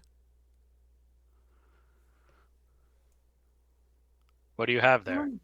His Shove spell that book. freaking knife in the bag. Will it Maybe don't touch it. shed light on this mystery? Possible, but it will give me. I need time to look into it. These runes are very complex, and I'm not familiar with necromancy.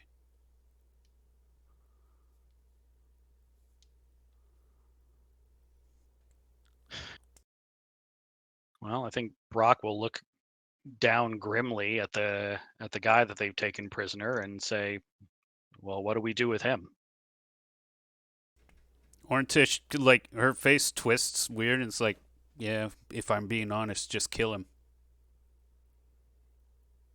You don't think we'll get any information from him?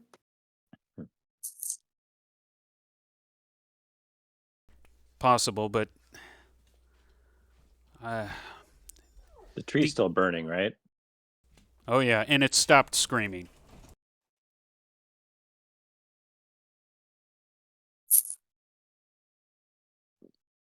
Well, I'll go ahead and take that that spooky dagger in a cloth.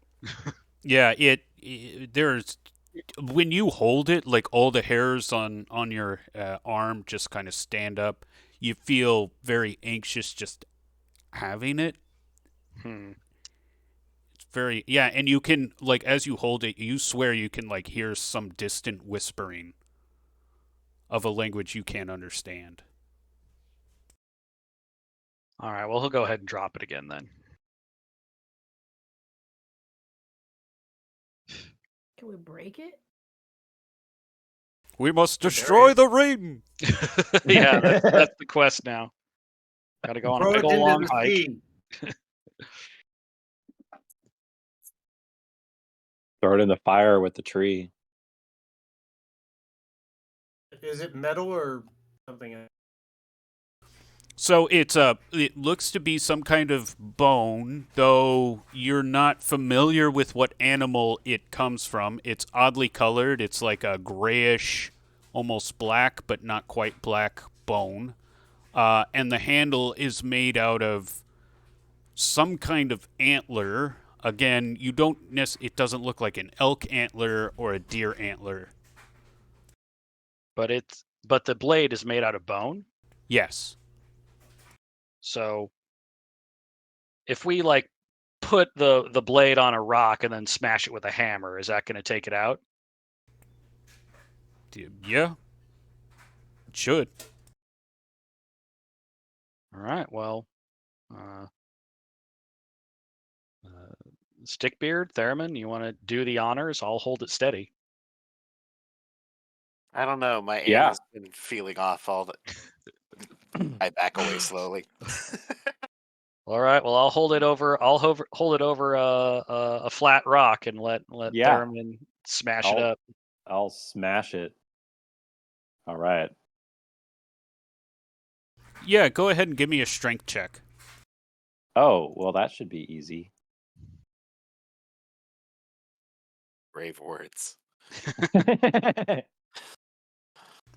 Yeah, after a few good whacks, it starts, like, parts of the antlers start breaking, and then by the 5th or 6th whack, it's completely destroyed. However, at the last whack that completely destroys it, there's like this instant theorem that you get, where everything around you gets dark to where you can't see, and in the distance, there is a figure looking like a nobleman wearing red and black tunic with puffy trousers and long boots, with a chaperon, wearing a chaperon to his side. His eyes glow orange, and he just you kind of look up, you see him for a second on the as you finally break it, and then you go back to normal as the dagger breaks into pieces.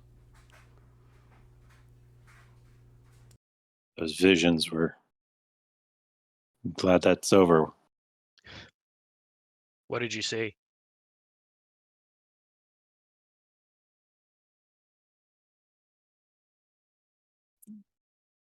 Terrifying faces, but and the world went dark, but it's light again.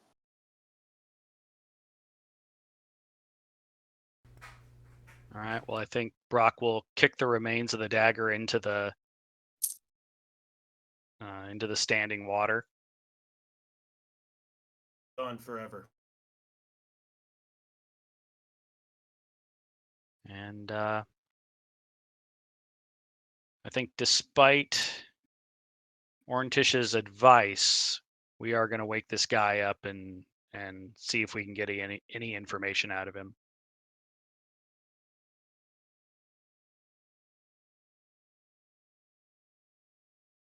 I would ask Orntish, like, how do you wizards cast spells? Does he need his hands? Can he cast them just with his mind, or does he have to speak words? She holds up the spell book and says, as long as he can't touch this, he can't cast his spells. All right.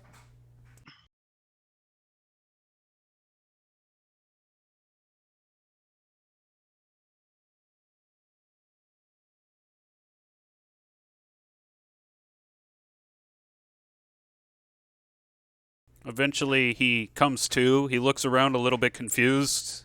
Then he looks at all of you, and he kind of smirks.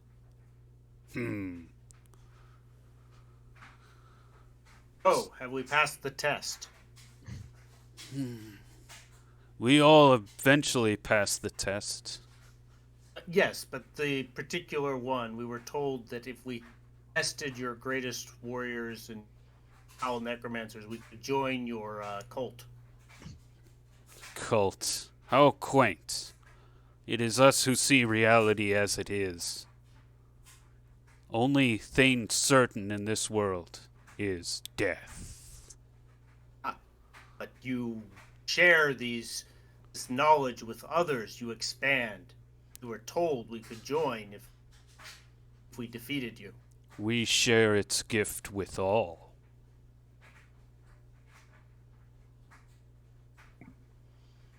Where do we go for our initiation? You will all be initiated. The kingdom of Vassith will be initiated. We were told we could jump the line by defeating you. You are an interesting person. It is perhaps the only tragedy that your humor will fade once this land is taken over.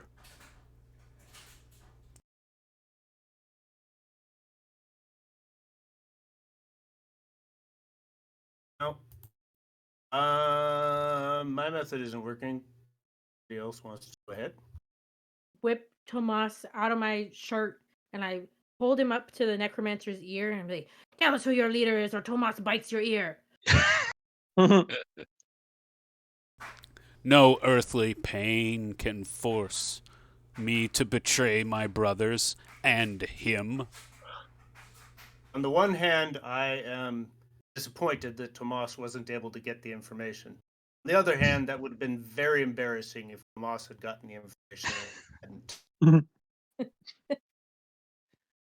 Who is this him you speak of? He is the antlered king.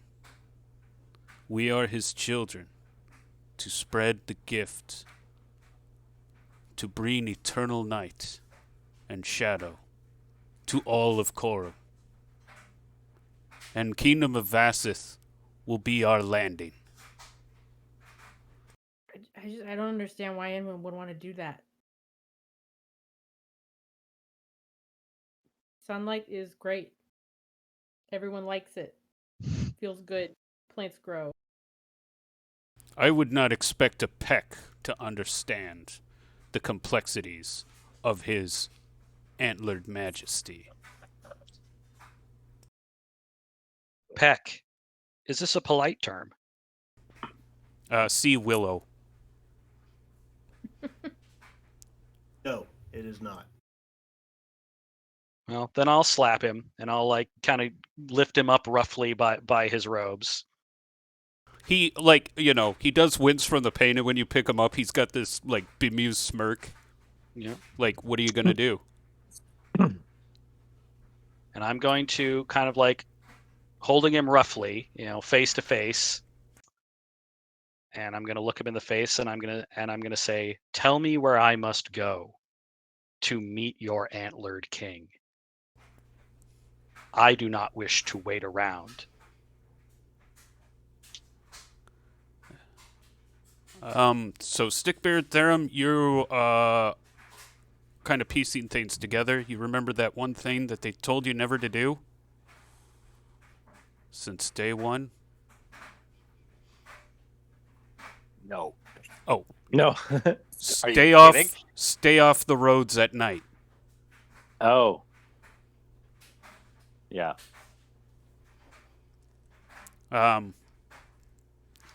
So yeah, the necromancer on the other hand, he says to you, Brock, he says, "One only need look for him, and you will eventually find yourself in the court of the king."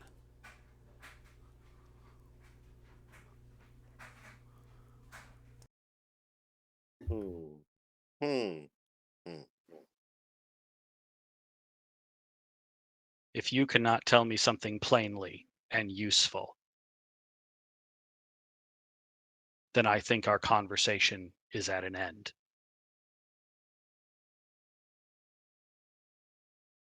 Does he respond to that? Yeah, he replies, "Stay off the roads at night." And then he kind of, All right, well, I'm going to drag him into the water. Yep.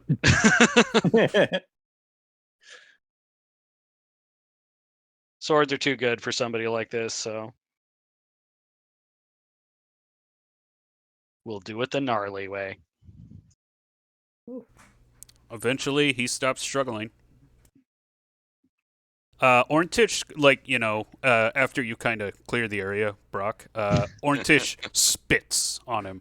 Didn't want to spit on you, but, Yeah.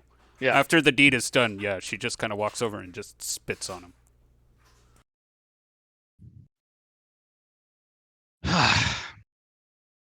Well, grisly work. How about this fire? Going pretty well. It seems the blight tree has finally burned down.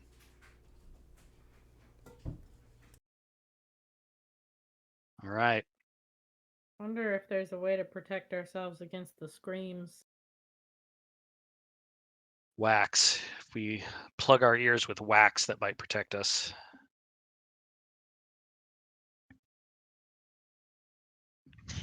Worth a try. Does that hurt? My wax didn't help.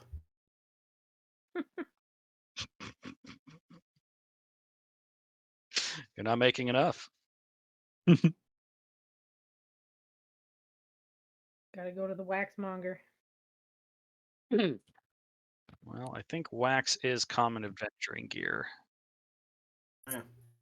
Probably get it from the guy at camp. How beat up are we? Do we need to return to camp? One of you's, Therum's pretty beat up.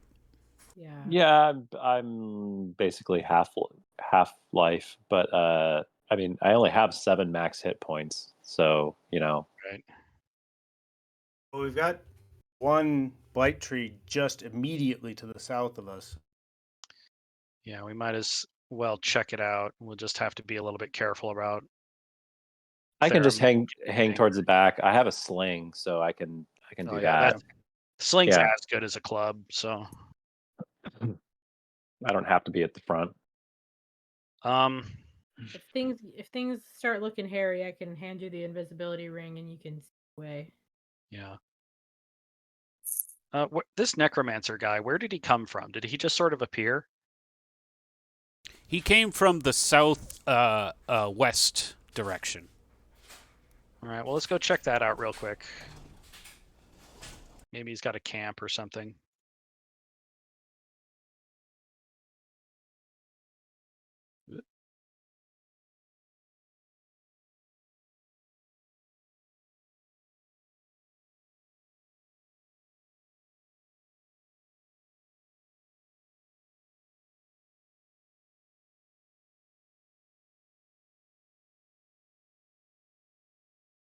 Okay, so this, how far away is this again? I forget how big these. Half a mile.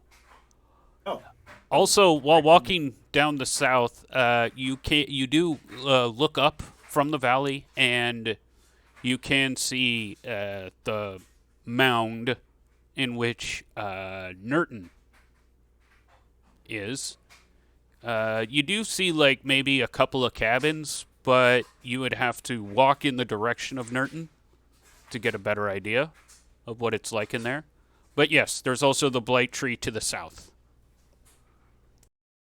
okay. Well, I mean, this is all like empty wasteland, basically, right? Yep, very little very little vegetation. So we can probably almost see this thing. Yes, it looks like a twisted acacia coming out of the ground. Is gray, no leaves, skulls at its root. Right. Well, since it's not too far away, I guess I'm gonna get my flask of oil ready. So what's this over here? That's Nurton. Nurton, and remind me what Nurton is. So this whole invasion started when a blight tree grew out of Nurton's well. Okay, and it's a village or something. Yes. Okay, we might want to pop over to Nurton, see how they're going, and if they have a shop or something, we might be able to buy the wax we need to protect us from the scream. Didn't Nurton get taken over by the undead? Yes, that is your understanding. Okay, so that's not going to be a help. Yeah. All right, then we might just need to tough it out and just head south and deal with the tree. You can try, stuffing bits of rags and whatever in our ears. That. What else I got on hand?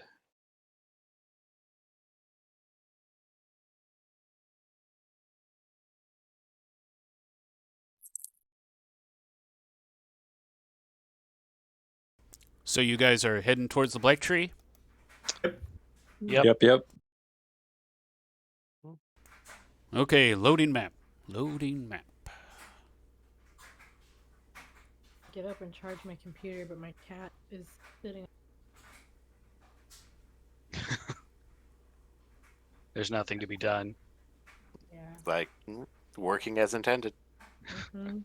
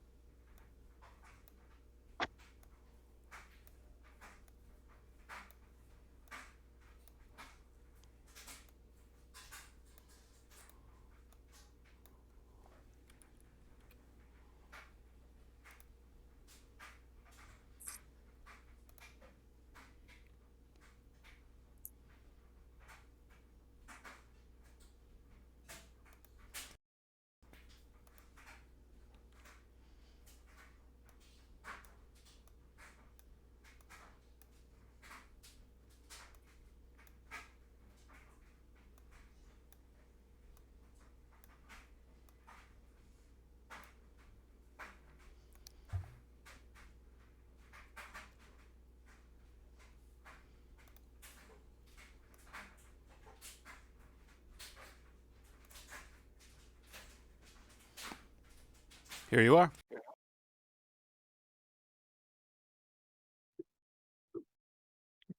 Ooh, that's a big tree. Yes, this is much bigger. So the tree that you just burned down, was just starting to grow and it was smaller than your average tree. And then the other tree you burned down, the first one you burned down, that was over by that North Shore, that was pretty established, but not nearly as big as this one. This one is the biggest you've ever seen so far. Hope we got wax stuff in our ears. Oh, right.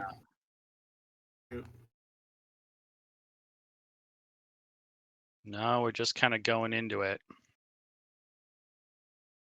So it's gonna pop up some skeletons to defend itself.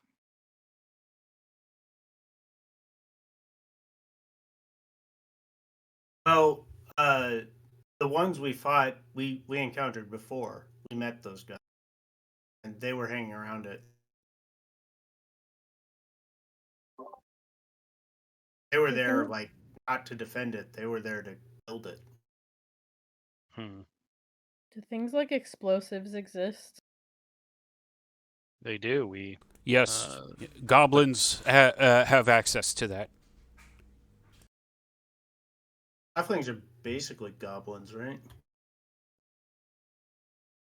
So based Yeah. on the other trees I've seen burn, do I think that 4 flasks of oil are going to do this job? Not given how that other tree reacted to fire. It took 2 burnings for it to go down. Between 3 flasks of burning, according to reports. These 4 flasks that you have remaining, you're not sure. So we're either going to need the Silent Knight's help, or we're going to need something with a lot more punch. So we might have to back up and come back to this problem later. We could go to the villages in the quad fair, Yeah. the undead, and maybe get some supplies. I think that's a good idea. Sounds good. We're not. Orntish steps up and says, maybe I can think of, figure something out. Please, if you have anything to add it now.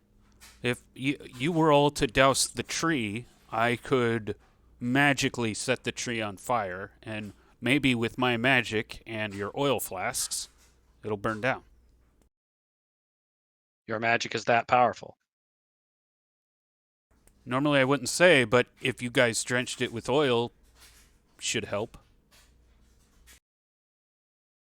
Okay, well, I'll look to the rest of the group. Do we want to give it a try? Just cost us 8 gold. Might as well. Yeah.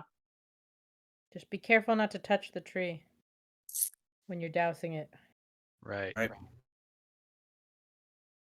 So let's concentrate the oil on the base of the tree and douse it as well as we can, and then when she's ready, she'll let her magic fly. It's all like back up and stuff things in our ears and cover our ears. Hope Yep. for the best. Yeah, I mean, you guys have, something to wad your ears. All right, so we'll wad the ears too. We'll be fighting death, but And then, Orntish kind of steps a little bit in front of it, starts chanting things. A whole bunch of will-o-wisps float around her, and then they get bigger and bigger, and soon they stop becoming balls of light and start becoming like flaming streaks. They all focus into a big orb of fire and then shoots right at the blight tree. And it ignites it. And the screaming starts. However, the wadding helps all of you manage. nice. But it is We're lear- screaming. It is screaming. It is screaming. A lot louder than the other ones were. I guess you might as well move away from it and watch it from a distance. Yeah, if Orntish is done, I'm gonna tap her on the shoulder and indicate that she should come back with us. Okay. Yeah. Why don't I will give the thief a chance to roll move silently. Yep. Yeah. Silently.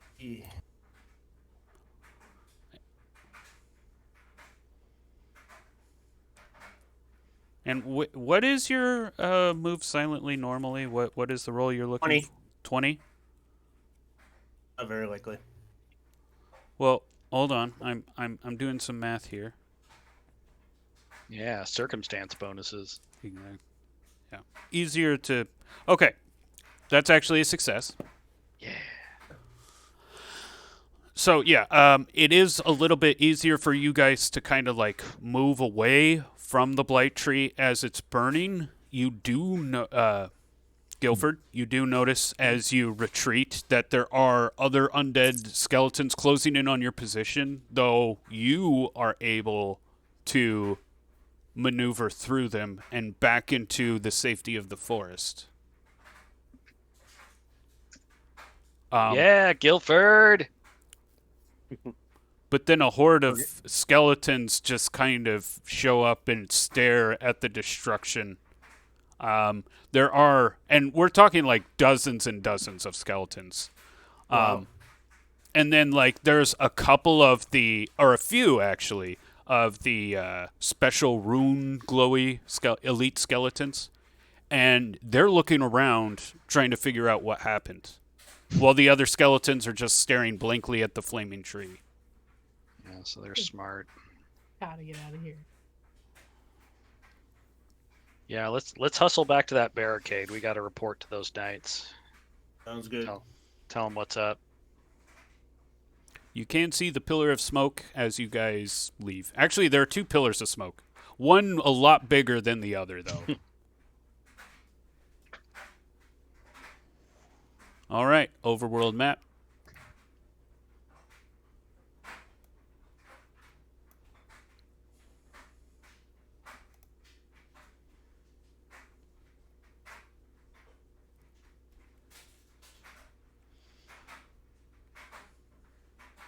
So you guys are here. And you want to go back to the barricade. Yeah. Okay. I'm not going to switch maps because, yeah, just not. You get to the barricade. You see the banner still holding. You know see some soldiers standing on the high cliff sides, looking over towards you, and as soon as they see you, they wave to you. Oh, we'll wave back and call out. Ah, so you didn't get yourselves killed. On the contrary, an entire army fell to our wrath, and 2 blight trees suffered. The scout looks up to the two pillars of smoke. Is that what those are? Indeed.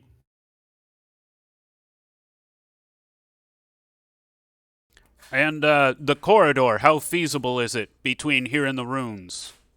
Perfectly safe.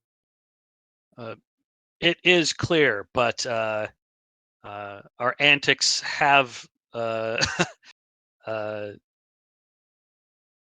disturbed quite a few skeletons. You might be in for an attack soon. Good to know. We will be ready. And did you ever find out what was going on the northern side? The southern side of the quad, which would be the northern side. We haven't gone there yet. Right? Can you indicate where that is on the map? Sure, it's the other red mark here. I see. That's the other front of the war. Well, you guys want to go check it out? Yeah. Yeah. Right? We shall check in Good nights. I'm not a knight. I'm a soldier. Good soldier.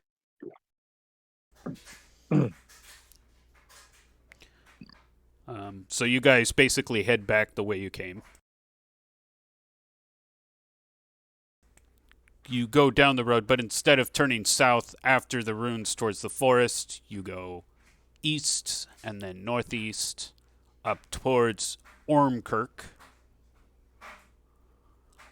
And the floodgates are broken. The skeletons are stuck in the mud. And there are a few, appears to be farmhands, standing on a high mound overlooking the muddy road. And they're just throwing rocks at the skeletons that are that are still moving. But you can also see like a lot of skeletons half buried in the mud and like their skulls are cracked.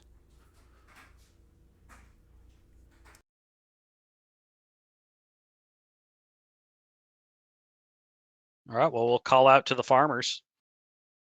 Ask them how things fare over here.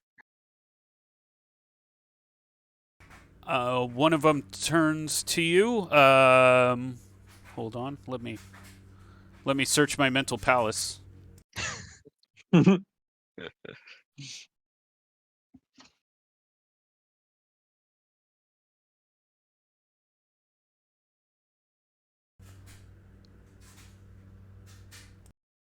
Okay, so one of them is a short girl, petite. Has got big brown eyes, medium length brown hair, slightly curly. She wears a tunic and skirt with boots. She waves back at you.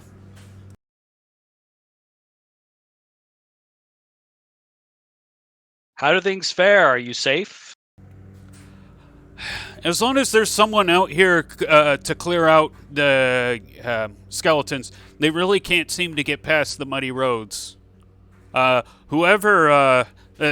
Some people showed up here yesterday and told us that we could just throw rocks at them. I admit, Oh, that was me over there. Oh, you! Yes, you were with that other halfling.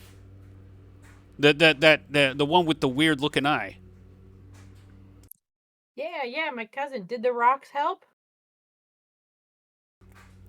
Well, I mean, after the guildmaster was able to organize us a little bit, so we're just out here in shifts, throwing rocks at anybody without a pulse passing by. Seems like it's working pretty well. Indeed, this is masterful tactics. Rocking it.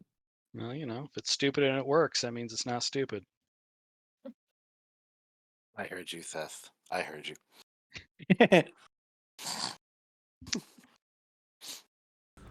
So yeah, at this point you realize that like the two fronts that on the north side of this war are under control. Okay. But you don't know what's going on in Nurton per se. You just burned down this. Here, let me put a little red X on that blight tree there. Yeah. You burned down that, but you didn't really investigate Nurton. And, the castle Vassith is down here. You're not sure what's going on as far, like, how far south the invasion spreads. But you kind of have the northern end. Where? I mean, do we know what direction it's? I feel like it might be coming from that direction. Well, that's what the necromancer was ranting about. He says that Vassith was going to be the kind of like landing point of this whole thing. So Guys, I'm I got a betting feeling they're you're in trouble.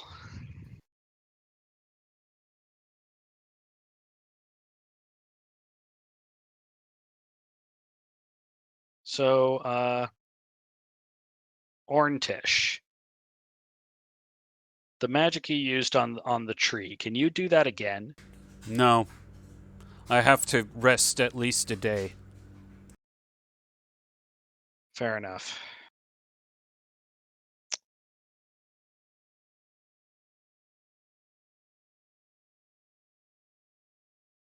All right. Do we want to head into town? We can get supplies and stuff. Maybe plan our next move. The oil seems British Well- is able to help us next time. I think Do we- oil, proper wax, and I'd also like to get to pick up a mace since we're like doing so much skeleton smashing. I think this is just like a little village. Yeah, Ormkirk is a farmstead surrounded by cabins. If you wanted like a proper blacksmith, you know there's one in Berry Pont. And where's Berry Pond? Okay. Back the way we came. All right. And this area is this the quad? Is that what you've been calling it? Yeah, let me explain the regions of Vassith. Because Pedor actually bought a map of the Kingdom of Vassith, you guys actually now know a lot of it. So, you have where you guys camped. That is the North Shore. The North Shore goes as far south as Maurice's Reach. Okay? Okay. The quad is Berrypont, Accrington, Ormkirk, and Sutton. And it's this small region, but populated region of Vassith. Then down here, where Nurton is, that's known as the Nook. And then this foresty area with the rivers, that's known as the East Green. Okay.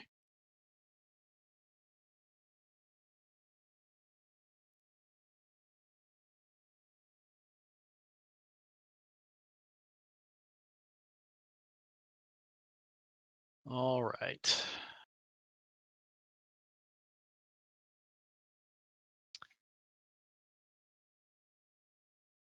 Well, we could hit Berry Pond and get proper tools. So we know that the goblins were stocking up a bunch of like explosive powder. Do we know how rare that is? You've actually never really witnessed anything like it before. Huh. You have heard tales of it, like explosive powders and stuff, but yeah. Also, it was unique because when you were messing with the powder and stuff, and I don't think I mentioned this last time as you guys set a fuse and caused the cachet to blow. The explosive itself was like red fine powder that almost kind of like was semi-reflective. Interesting. Hmm. But it did explode. Like, you know, when we lit it on fire, it blew up. Yep. It's very, very it reacts to flame pretty good. Now, there's a dig-dang old wizard around here somewhere, isn't there? There sure is. Besides the one traveling with you, yeah, you have another wizard. Yeah. Where that old boy at? You're talking about Colress. Yeah, Colress. Colress. He might know something about it.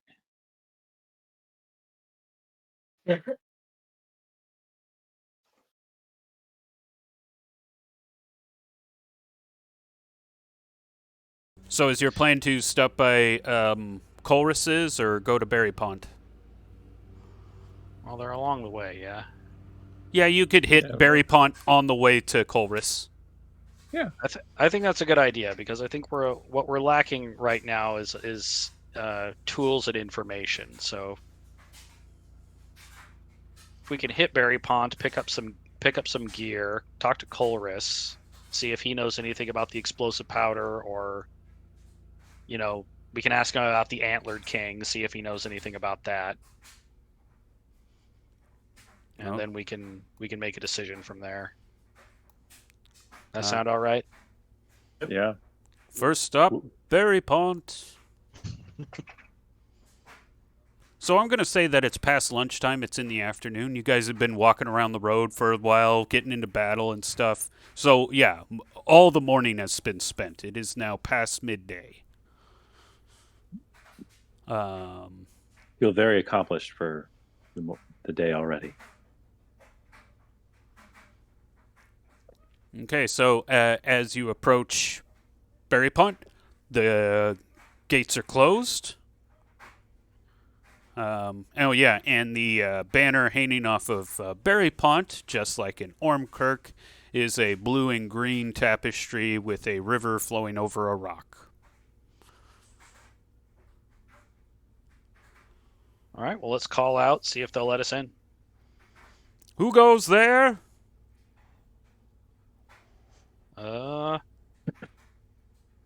It is us, the Vagabonds of the North Shore. Ah, still out adventuring. I see.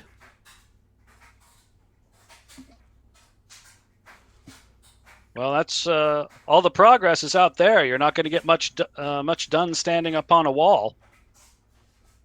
I like my wall. I stay alive, and I just kind of enjoy the view.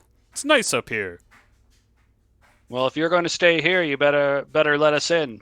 We've got a lot of work to do out there. All right, boys, let 'em in. And, a bunch of guys walk up and open the wooden gate manually, pulling it open. Go on through. All right. Thank you. The gates, We'll then close behind you. descend on the shops. Okay. So, yeah, inside the walls, there are various cabin buildings and some farmsteads, too. But here is the city center. You have 2 market squares. Kind of hear the alleyways. You can hear, vendors being like, spices, trinkets. One guy's yelling, fish, fresh fish. We love that guy. There's the blacksmith, the baker, the butcher, and the pawnbroker maker. I was gonna. The hospital, and the tavern. City Square, kind of central area, park, and graveyard, and church. And these right here are private residences. So you guys enter the city or the town center, so to speak. Where do you guys go? And it is bustling with activity. We got a smithy, so let's go there Yeah. first. Pick up some maces or hammers. Yeah, actually, I was looking. Apparently, a mace is lighter than a club, and yet, Oh, yeah, that makes sense. It's probably just for designed purpose. yeah. Maces have flangs and clubs rely solely on the strength you. So you walk into the blacksmith. There's like a huge rack of knives. There's some other stuff. A person is working at the anvil. They are of average height, kind of stout builds. They got a big old bushy brown mustache, matching hair, and brown eyes.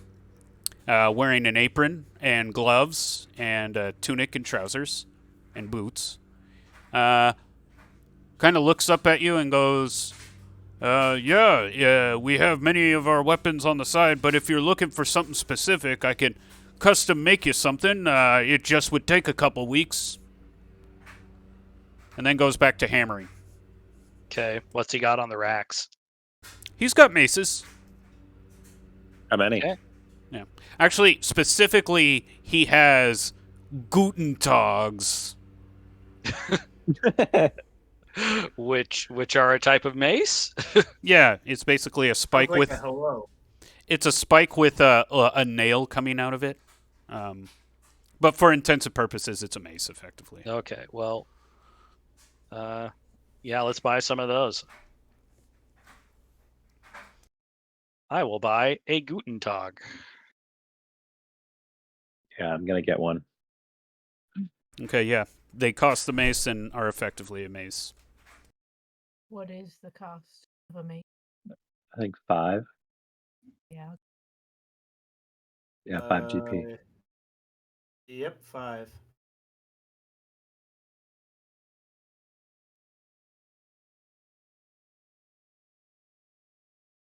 Guilford's best roll was his gold, though. Oh yeah, look at all that.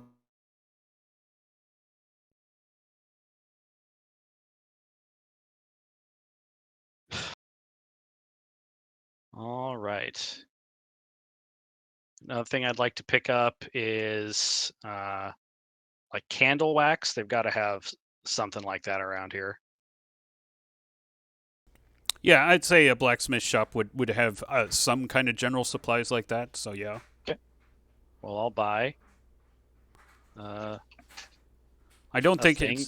it's like I'll just charge you a gold to have Okay. I don't know, a cylinder of wax. Yeah. Yeah, I was How trying would to sell think. I was trying to think of what a unit of wax would be called, but a ball? A ball of wax? ball of I wax. don't know. That's so obvious. Of course, ball of wax. All right, so we got wax. That's going to be easier than plugging rags and threads into our ears. And we need to restock on oil while we're here. Ficus wants to like ask random people in town, like it'll like show them Tomas and be like, you ever seen one of these anywhere in this region?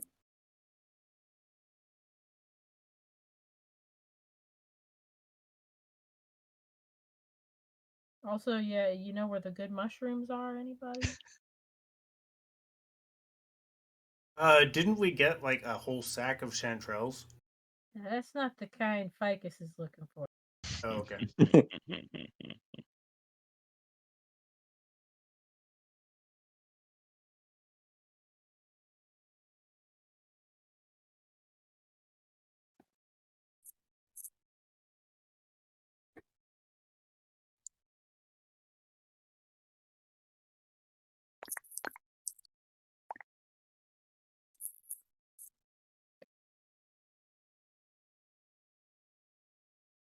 All right. Anybody else getting stuff?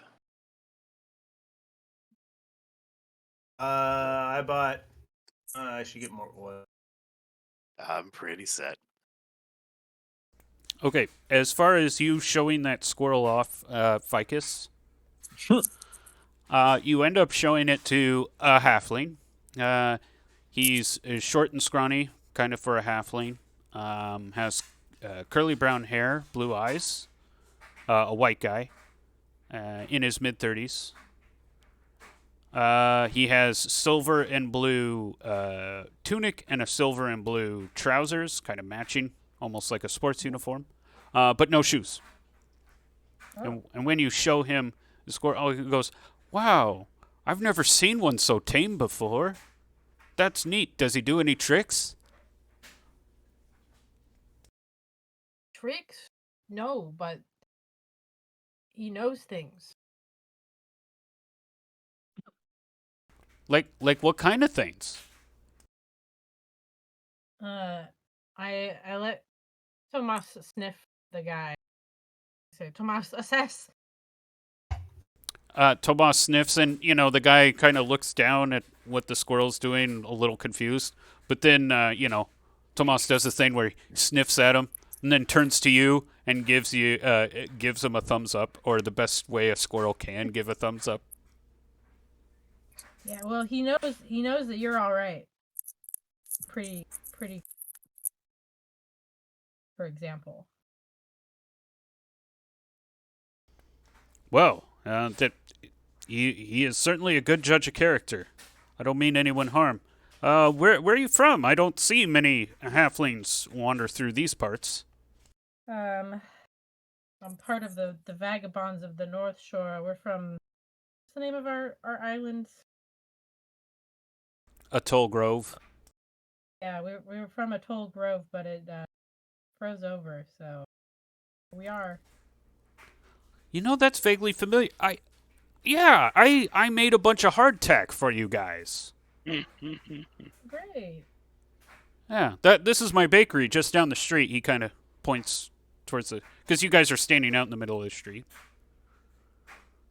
He goes, "Yeah, that's Silverleaf. That's me. I'm Silverleaf. Traylon Silverleaf. Nice to meet you."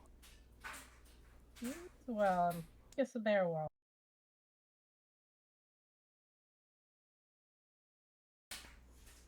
Well, hey, if you ever are going hungry or whatever, you come on by. Us halflings got to look out for each other. Yeah, of course.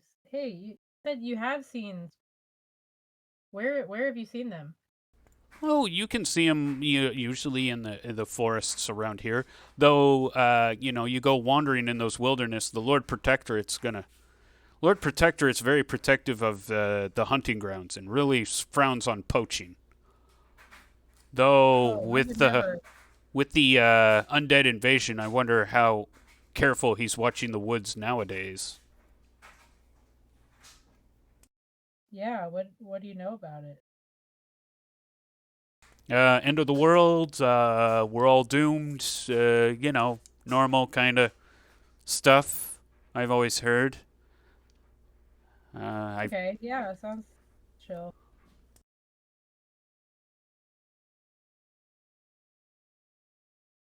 But we can like go in those woods, just don't hunt. Yeah, I think if you just wandered around and didn't make it look like you were hunting, you'd probably be all right. I just, Tomas could really want him to meet some nice squirrels. Well, he certainly is a very handsome squirrel and probably will have no issue finding a lucky girl. Tomas, you're a handsome fellow. Well, anyways, I gotta get back to work. I'll see you later. Nice to meet you, Ficus.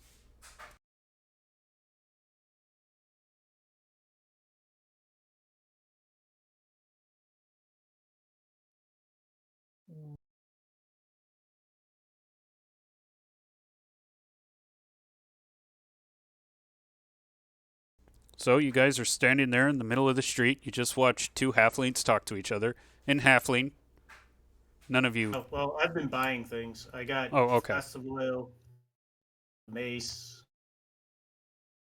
Good. Right, you guys are just kind of hitting the market. You're kind of in and out of the blacksmith. There are like other vendors around. You guys are able to get the supplies that you need. All right. Everybody stocked up? Yeah, I think we're as stocked as we're going to get at this little town anyway. What's next?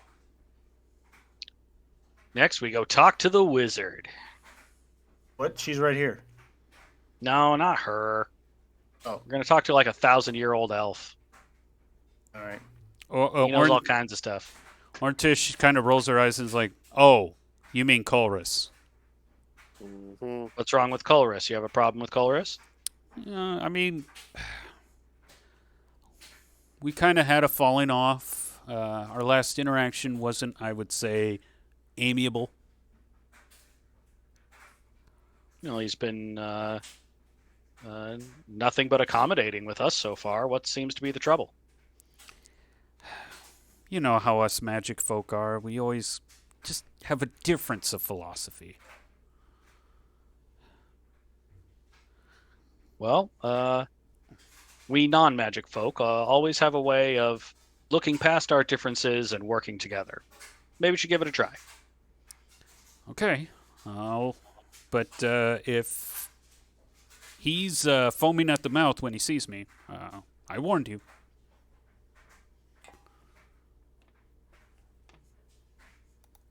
Elves just do that.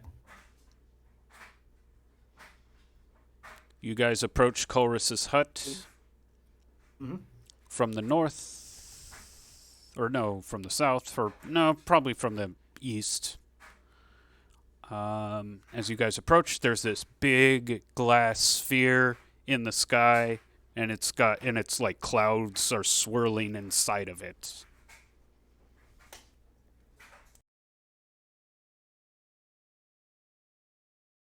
Well, we'll go ahead and call out.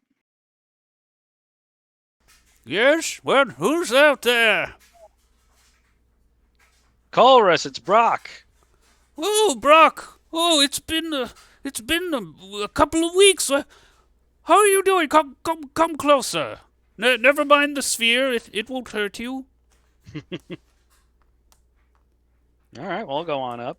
As soon as you What- walk up, and he sees Orntish on the horse, it's like, no, not that witch. You can stay out of here.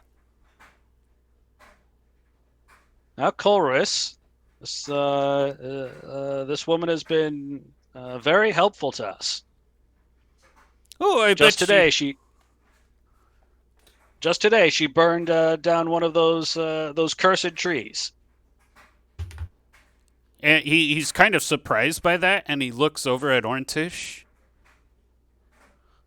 and he tilts his head and is like, okay, fine, but I'm watching your hands. No stealing.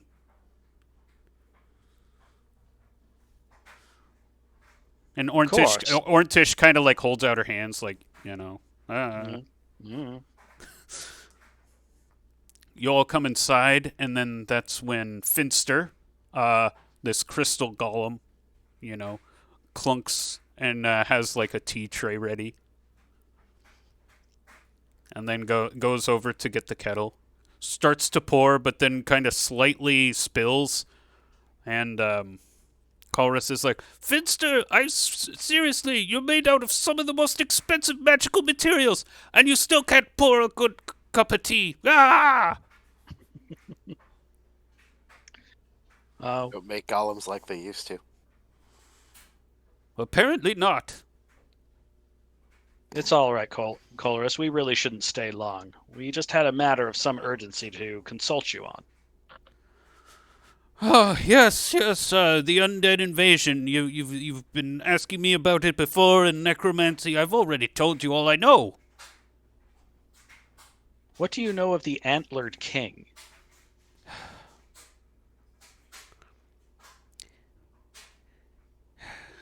It's not his name. I've never known him by that name. I knew him by a tear. Tear. But that was a long time ago.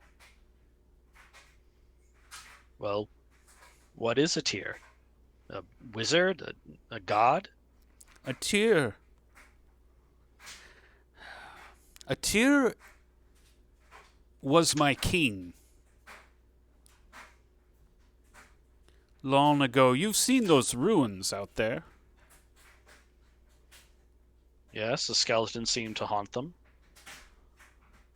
Was And he an elvish king? And lizardmen. Yes. Long ago.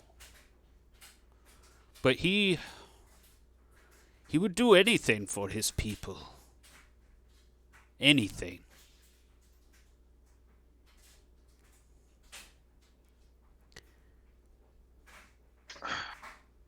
What is he hoping to accomplish?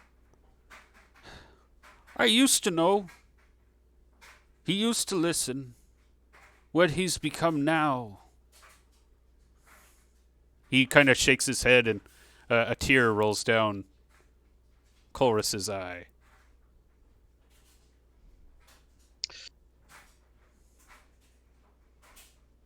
Colress, my people have come from a land we cannot return to. It's a great tragedy, a great grief to lose one's home. We cannot come here and lose a second. Will you help us against this being? He threatens not just you, but all of us.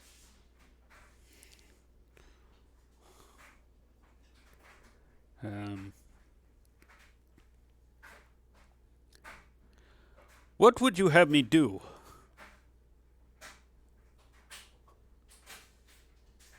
You are a powerful wizard, sir. And you know more about this being than anybody we've talked to. Tell us how to fight him. Tell us how we might destroy him.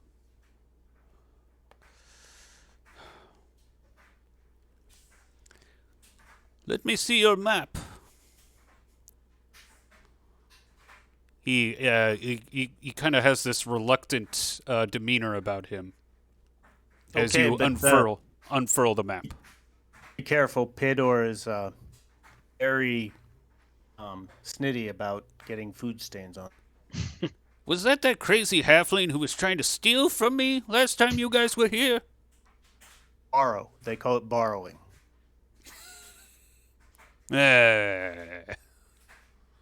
So goes over to the Vassith map.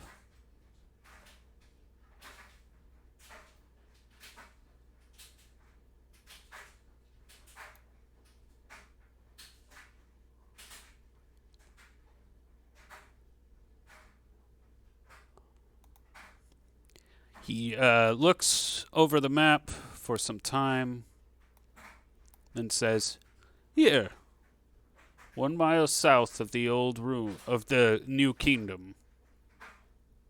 Let me reveal that hex.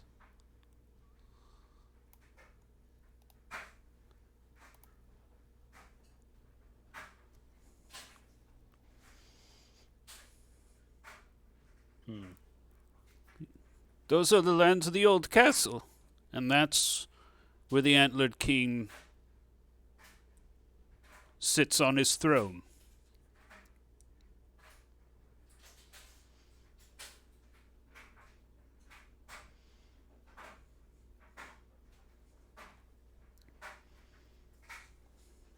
Who or what dwells there with him? Nobody goes anywhere near that area, even though it is close to the kingdom. Most people stay away from the south. There's said to be people disappearing, uncharacteristic storms, shadows that consume you.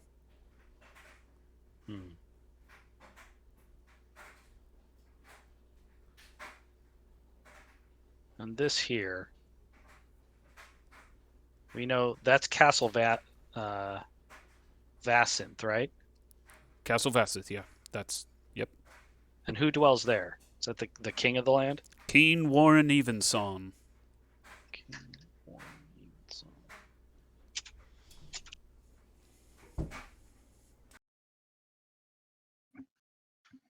Evensong.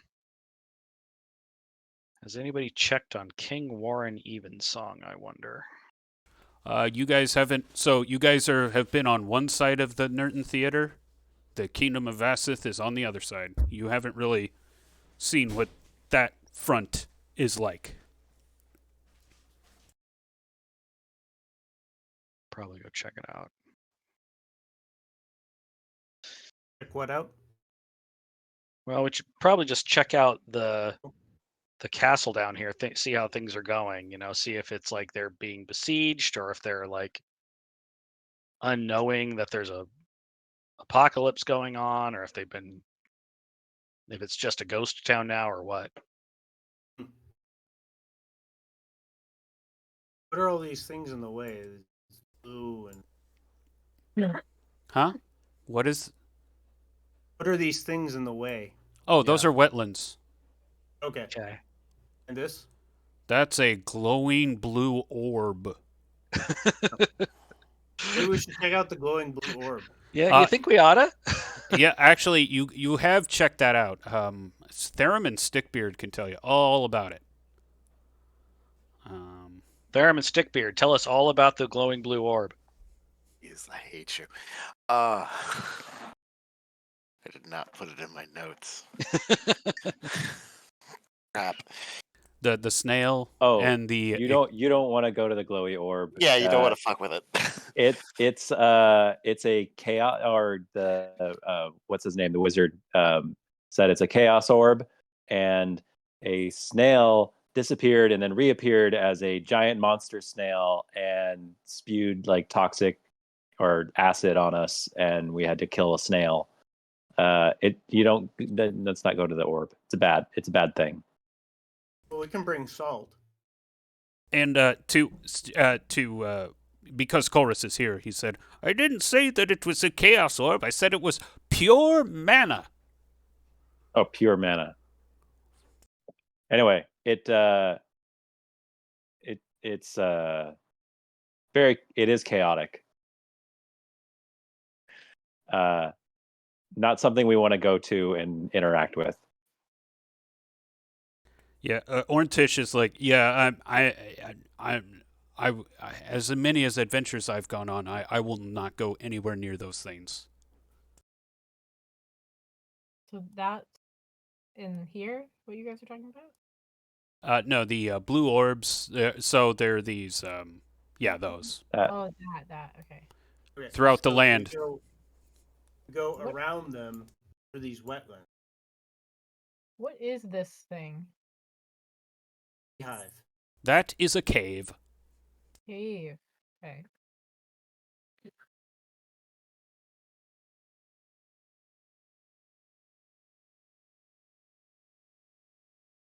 Has anybody gone into this cave? No, nobody's gone into that cave. Though I would say with less than 10 minutes, probably not get into another point of interest. So maybe finish up the info gathering for Colrus and then. All right. Well, the last thing I wanted to ask Colrus about is we've been running around burning all of these trees. I wondered if he had any suggestions on how to do that better. Yeah, and Orntish pipes up, my magic seemed to work as long as we, used enough oil. But then Chorus says, well, magic, especially among the humans, is always more effective at creating necromancy rather than destroying it. The only thing that could counteract necromancy is the divine.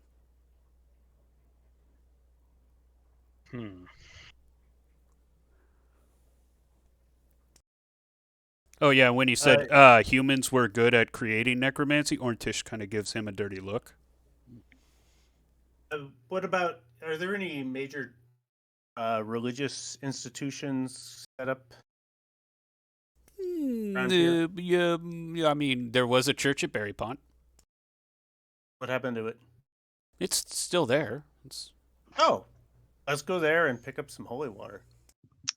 Cleric in a bottle. Or holy oil. Yeah, better. And holy wine. Maybe they can bless our flag. Yeah, do something. I would like to jump in right after Colrus says that crap about humans making necromancy. Sure. So I'm just gonna track, the statement and the dirty look, and I think Brock's gonna stand up and in a scolding tone of voice ask Colrus if it is a human king that is raising the undead to cover the entire land of darkness. Is the antlered king a human man, Colrus?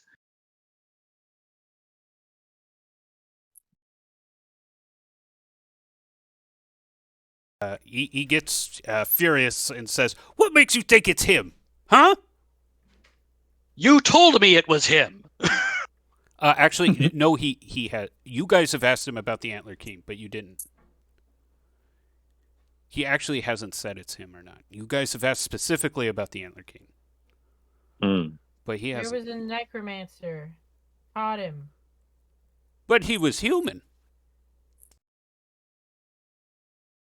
But I'm a little bit confused. So I tell Colrus that we spoke to the human necromancer. And I just tell him what the human necromancer said. Like, what does he say to that? Yeah, he goes, "They're lying! It can't be him. Atir has done some awful things. But this? No. Not this way. Yes, a Tyr has done necromancy. But this is humans doing this. Elves would not debase themselves with such tactics as creating so much death in nature. That's what you do. Well, Colrus having said his piece, I think Brock will thank him for the tea and thank him for his help. And leave the shack.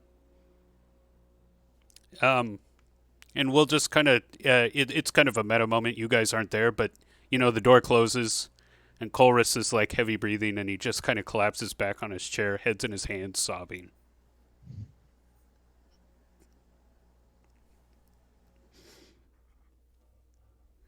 I think that went well.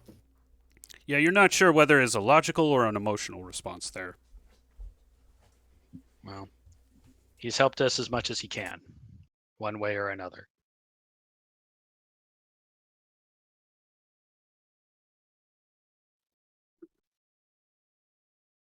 And Orntish kind of goes, yeah, that's the Colrus I remember.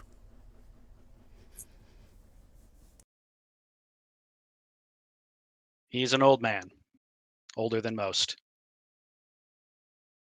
Got a lot of zest and opinions in him. Well, unless one of those opinions is that he should leave his hut and help us, I don't think we can get any more value out of him.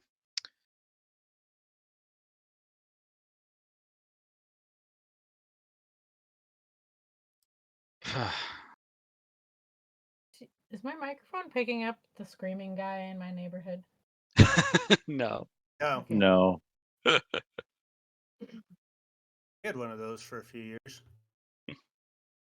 Yeah, this guy's he Schizophrenic. thinks there's demons. He used to live across the street from us, and then he got evicted, and now he's just kind of around sometimes. Oof. Rough. Yeah. We had a guy that was yelling at Obama for stealing the moon. No, nice. Mm, I mean, that was a terrible thing that Obama definitely did. right. I Thanks. saw it on Twitter. Yeah. So you guys head back to camp, Yes. and it's kind of like a slow plotting. Yeah. All right. Oh, and All right. Well, we did some good work today, everybody. Yeah. Yep. You helped an old elf relive his past traumas. Oh. Look, if you're going to live for 1,000 years, you got to be good at unpacking your baggage, okay? You can't just carry that stuff with you for literal millennia. True. Okay. Yeah, we burned down 2 trees. That was good. Thank you guys all for playing. Thanks. Thank you for running the game. Thanks, it was great. Yeah. And if y'all wanted to keep up on serious industry streams, the best way to do that is to give this channel a follow. Alternatively, you can join us on social media. We have Discord, Facebook, Twitter. There's also the website, shatteredempire.net. Shattered Empire is a post-apocalyptic interstellar synthwave-fueled tabletop RPG. If you go to the website right now, you can get the free alpha. The free alpha has everything you need to make a character. And if you're a crafty enough game master, you might be able to make your own campaign. So check that out. And thank you to all chat for watching. This is Abacus Fish, signing off.